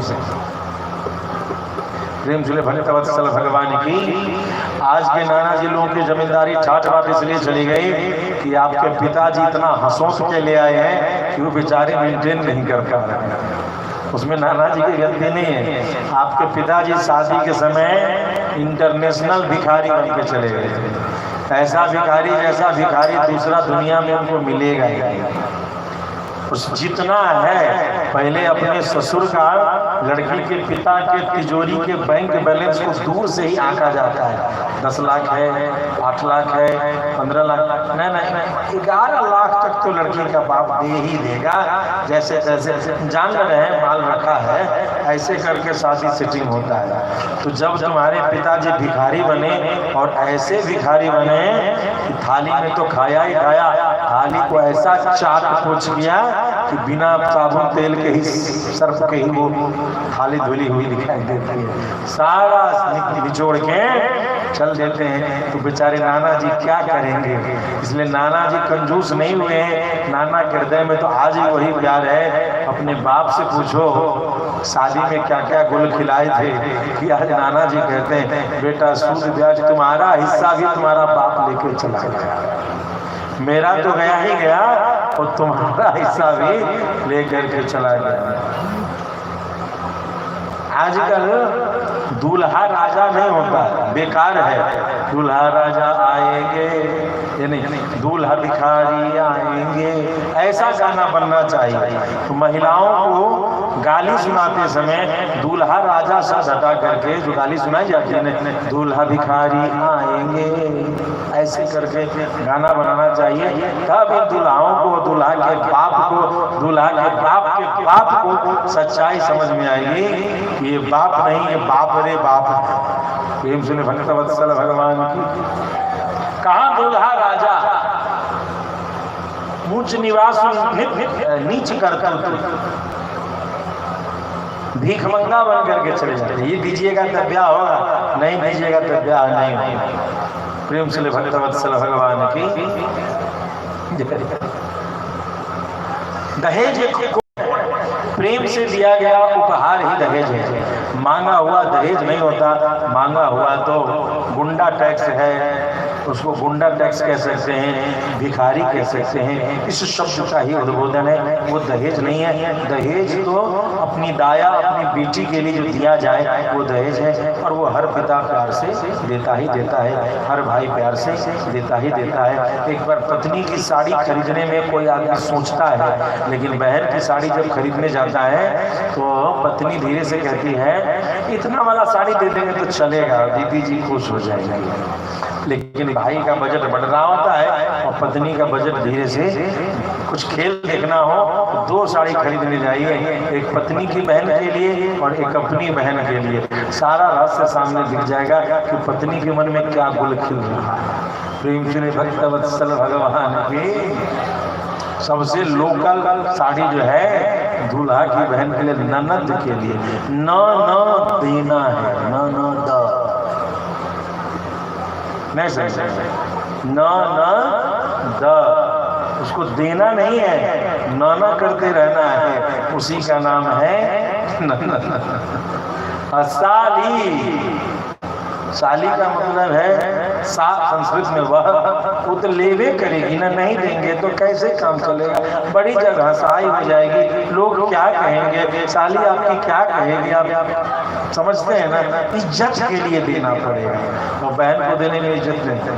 तो ये पारिवारिक गृहस्थी के नोक झोंक है। प्रेम से भक्तवत्सल भगवान। तो नाना जी के यहाँ से मान लेकर के आए। अब तो होलिका जो उनकी बहन है वो पहुँच गई। भैया इस दुष्ट के लिए तुम चिंतित न हो, चौराहे पर मैं खड़ी हो जाऊंगी। होलिका का वरदान, वह वरदान है कि हर पूर्णिमा को वह चौराहे पर चिता लगा करके अग्नि स्नान करती थी। अग्नि स्नान, क्योंकि जलती नहीं थी इसलिए उसने उस जगह स्नान शब्द का प्रयोग। और उसे वरदान था कि वह अग्नि स्नान करने के बाद अत्यंत ही सुंदरी हो जाया करती थी। उसके शरीर से अलग तेज आभा निकलता था 1 महीना, और इसीलिए उसे हर पूर्णिमा पर अग्नि स्नान करना होता था। लेकिन वह जलती नहीं थी, एक वस्त्र ऐसा विशेष उसे प्राप्त था। उस वस्त्र को लेकर के होलिका चिता सजाती है और उसी में प्रहलाद को लेकर के बैठ जाती है। जैसे ही अग्नि प्रज्वलित होती है, भगवान की कृपा शक्ति के माध्यम से इतनी तेज बवंडर आती है, इतनी तेज आंधी आती है कि वह आंधी वहां पहुंच करके उस कंबल में इतना तेज फड़फड़ाहट का निर्माण करती है कि होलिका के हाथों से वह कंबल छूट जाता है, और वह कंबल जो है सो प्रहलाद के चारों ओर लिपट जाता है। होलिका धू धू करके जल के राख हो जाती है, और भक्त प्रहलाद सुरक्षित बाल के जो जग रहे। प्रेम से भक्तवत्सल भगवान की। अब रही बात भक्तराज प्रहलाद के इस स्थिति को देख करके हिरण्यकश्यपु बड़े अचरज में हैं, और हिरण्यकश्यपु बार बार स्वयं से प्रहार नहीं करना चाहते हैं। लेकिन बहन के मरने के बाद हिरण्यकश्यपु ने प्रहलाद को अपने सामने बुलाया कि हे प्रहलाद, तूने किस नारायण के बल पर मुझसे बैर ठाना है? पिताश्री, मैंने आपसे बैर नहीं नहीं ठाना, मैं तो बस सत्य को स्वीकार करने की याचना करता हूँ कि भगवान श्रीमन नारायण ही परम है। बस इतनी श्रेष्ठता को सम्मान कर लें तो आपका भी उद्धार होगा। अरे तेरा नारायण रहता कहाँ? क्या तेरा नारायण कहाँ है? पिताश्री, मेरे नारायण हर क्षण हर कण में सर्वदा विद्यमान है। अच्छा, मुझ में भी तेरा नारायण दिखता है क्या तुझे? हाँ पिताजी, आप में भी मेरे भगवान श्रीमन नारायण दिखते हैं, और तुझ में तो मेरे शरीर में भी भगवान श्रीमन नारायण की इच्छा शक्ति से ही, उनकी क्रिया शक्ति से ही मैं कोई कृत्य कर पाता हूँ। अच्छा जी, और इस खड्ग में भी तुझे तेरा नारायण दिखता है? रे मूर्ख! हाँ पिताजी, इस खड्ग में भी जो शक्ति है, तीक्ष्णता है, वह गुण भगवान श्रीमन नारायण के द्वारा प्रकट है। अरे मूर्ख, तुझे मुझ में, तुझे इस खड्ग में, तो क्या इस सामने खड़े हुए खंभे में भी तुझे तेरा नारायण दिखता है? हाँ पिताश्री, मुझ में, तुझ में, खड्ग खंभे में, सब में व्यापे राम, सब में व्यापे राम, मेरे प्रभु हर जगह हम दिखते हैं। इतना कहना कि उन्होंने गदा उठाई और गदा उठ करके आज तेरे नारायण की खबर लेता हूं। और जैसे ही उस खंभे के पास जाते हैं तो खंभे से सिंह के दहाड़ने की ध्वनि बाहर निकल रही। अरे ये क्या बोलता है? उस ध्वनि को सुनते हुए हिरण्यकश्यप ने प्रहार किया है। भगवान तो जैसे प्रतीक्षा में थे इस घड़ी के, तुरंत खंभे के टूटते ही भगवान खंभे को फाड़ करके बाहर निकलते हैं। हिरण्यकश्यप अचरज, यह कैसे संभव है? खंभे में कैसे कोई हो सकता है? और उस खंभे से निकल करके भगवान हिरण्यकश्यप के साथ मल्ल युद्ध प्रारंभ कर युद्ध करते करते बहुत काल गुजर गया। तो सभी देवताओं ने प्रार्थना की कि प्रभु क्षमा करें, अब और हमें भयभीत न करें, हमें त्रस्त न करें, इस दुष्ट का वध करें। खेलते खेलते खेलते भगवान चौखट की ओर ले जाते हैं और चौखट पर अपने जंझ प्रदेश पर हिरण्यकश्यप को लिटा कर पूछते हैं, रे हिरण्यकश्यप, देख अभी दिन है या रात है? ना ये दिन है ना ही रात है, ये गोधूली बेला है। अच्छा, हे हिरण्यकश्यप, देख तू नभ में है क्या तू थल पर है? ना मैं नभ में हूँ ना मैं थल में हूँ, मैं तुम्हारे शरीर पर लेटा हुआ हूँ। अच्छा हिरण्यकश्यप, तुझे ध्यान है तूने कहा था कि न घर के भीतर और न घर के बाहर, तू अभी कहाँ है?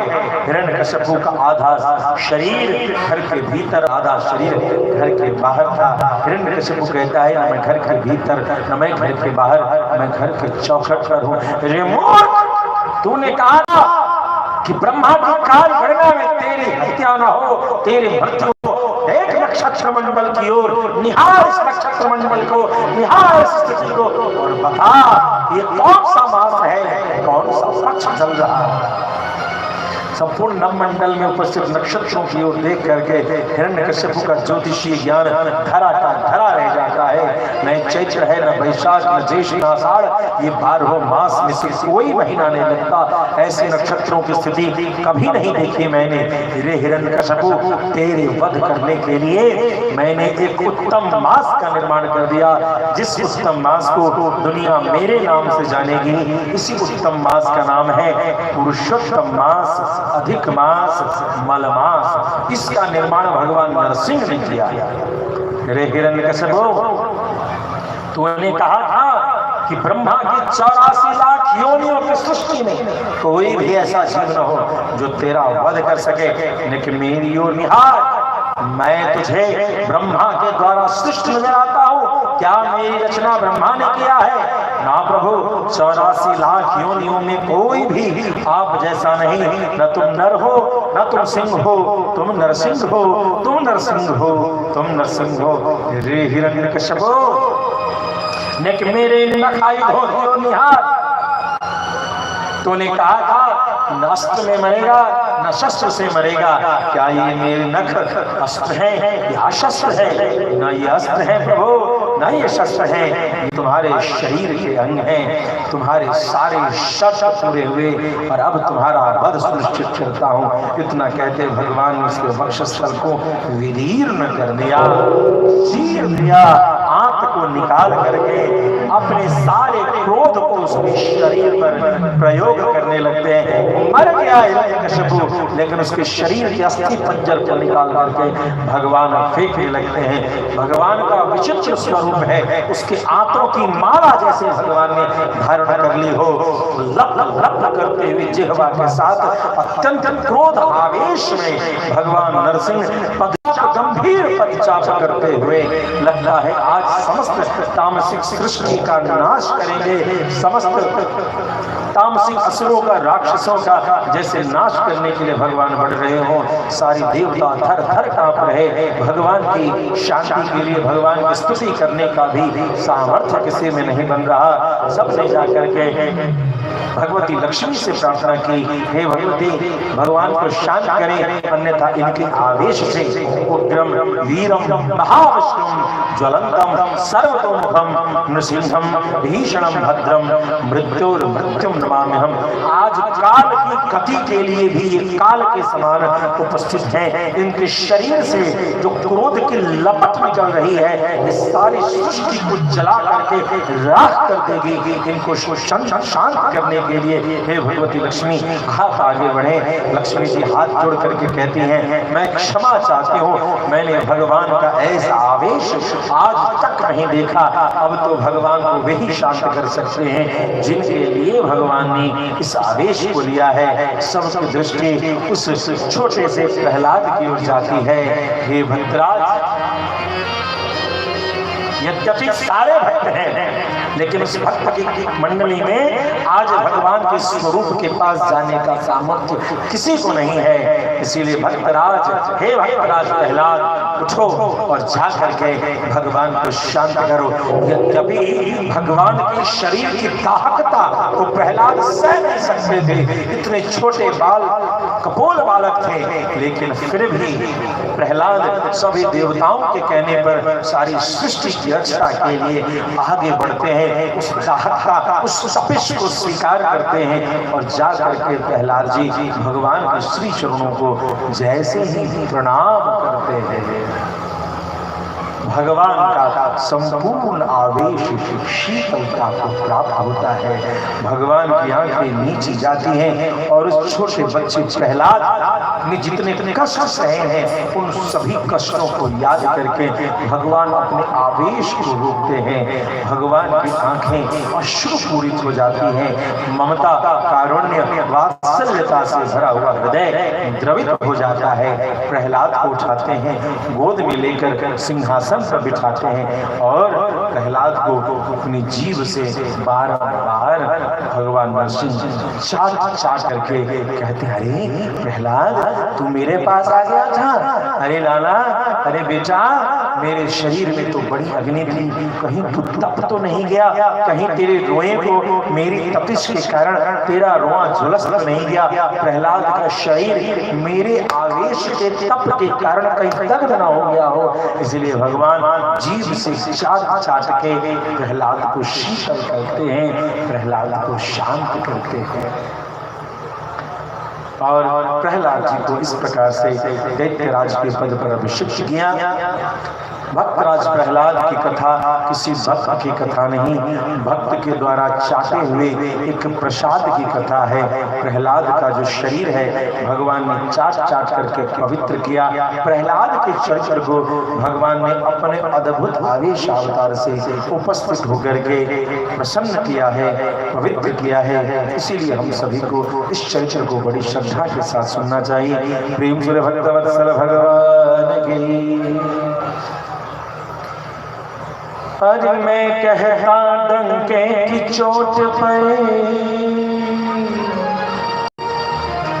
मैं कहता डंके की चोट पर, ध्यान से सुनियो लाला, अपना हरि है हजार, हाथ वाला दीन दयाला, हाथ वाला दीन दयाला हरि है हजार हाथ वाला सपना हरि है हजार हाथ वाला। मैं कहता डंके की चोट पर खड़े भाव सभी लोग भगवान के अद्भुत आदेश अवतार के लिए भगवान के वैभव में गाया गया। ओ मैं कहता डंके की चोट पर, मैं कहता डंके की चोट पर ध्यान से सुन लो अपना हरि है हजार हाथ वाला दीन दयाला हरि है हजार हाथ वाला।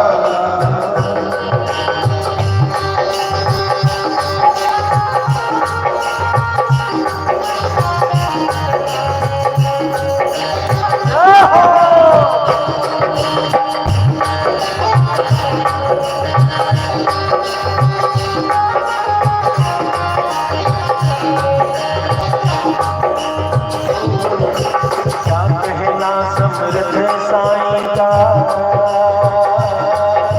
क्या कहना समर्थ साईं का, क्या से क्या करता अपना हरि है हजार हाथ वाला दीन दयाला हरि है हजार हाथ वाला। मैं कहता डंके की चोट पर, मैं कहता डंके की चोट पर ध्यान से सुन लो अपना हरि है हजार हाथ वाला वो दीन दयाला हरि है हजार हाथ वाला।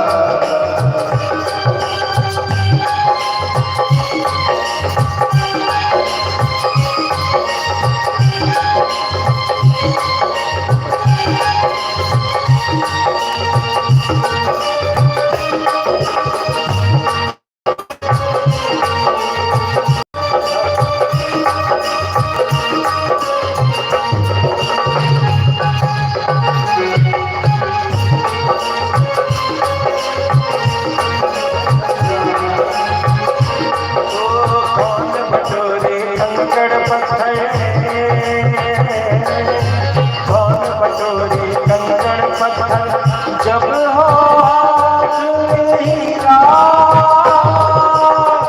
जब हो हीरा, कंचन सदा रहेगा कंचन, हाँ कंचन सदा रहेगा कंचन और कचीरा कचरा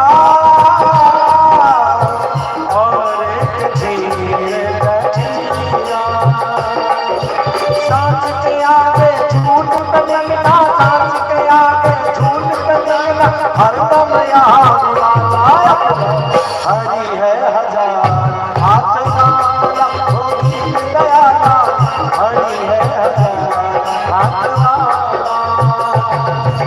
मैं कहता डंके की चोट पर, मैं कहता डंके की चोट पर ध्यान से सुन लो लाला अपना हरि है हजार हाथ वाला दीन दयाला हरि है हजार हाथ वाला।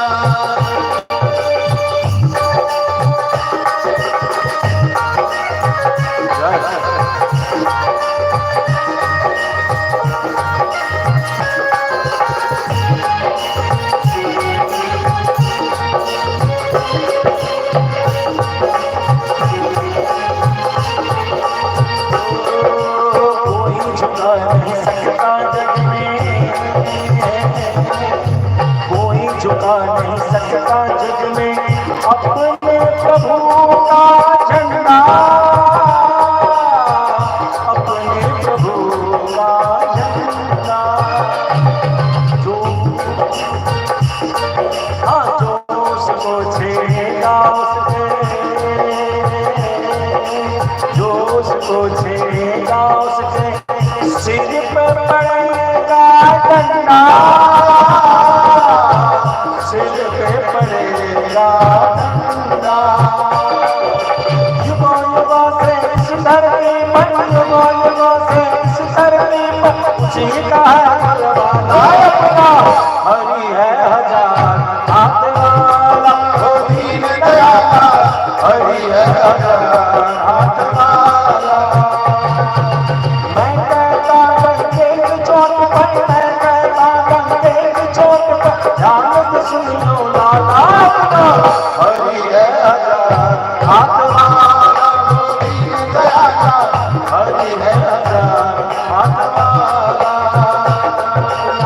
हरि है हजार हाथ वाला। गोविंद दया का हरि है हजार हाथ वाला। प्रेम से भगवान की जय जय श्री राम। कल पूर्वार्ध की बेला में भगवान वामन के अवतार की कथा हम सभी सुनेंगे। भगवान वामन की सेवा के लिए आप सभी उपस्थित हों। बटुक की पूजा, ब्रह्मचारी की पूजा जिस प्रकार से होती है उस प्रकार से भगवान वामन को पूजन करनी चाहिए। ओम ज्वालामालिन्ये महारुद्रेश्वर्यै नमः। इदगं हविः प्रजानं मे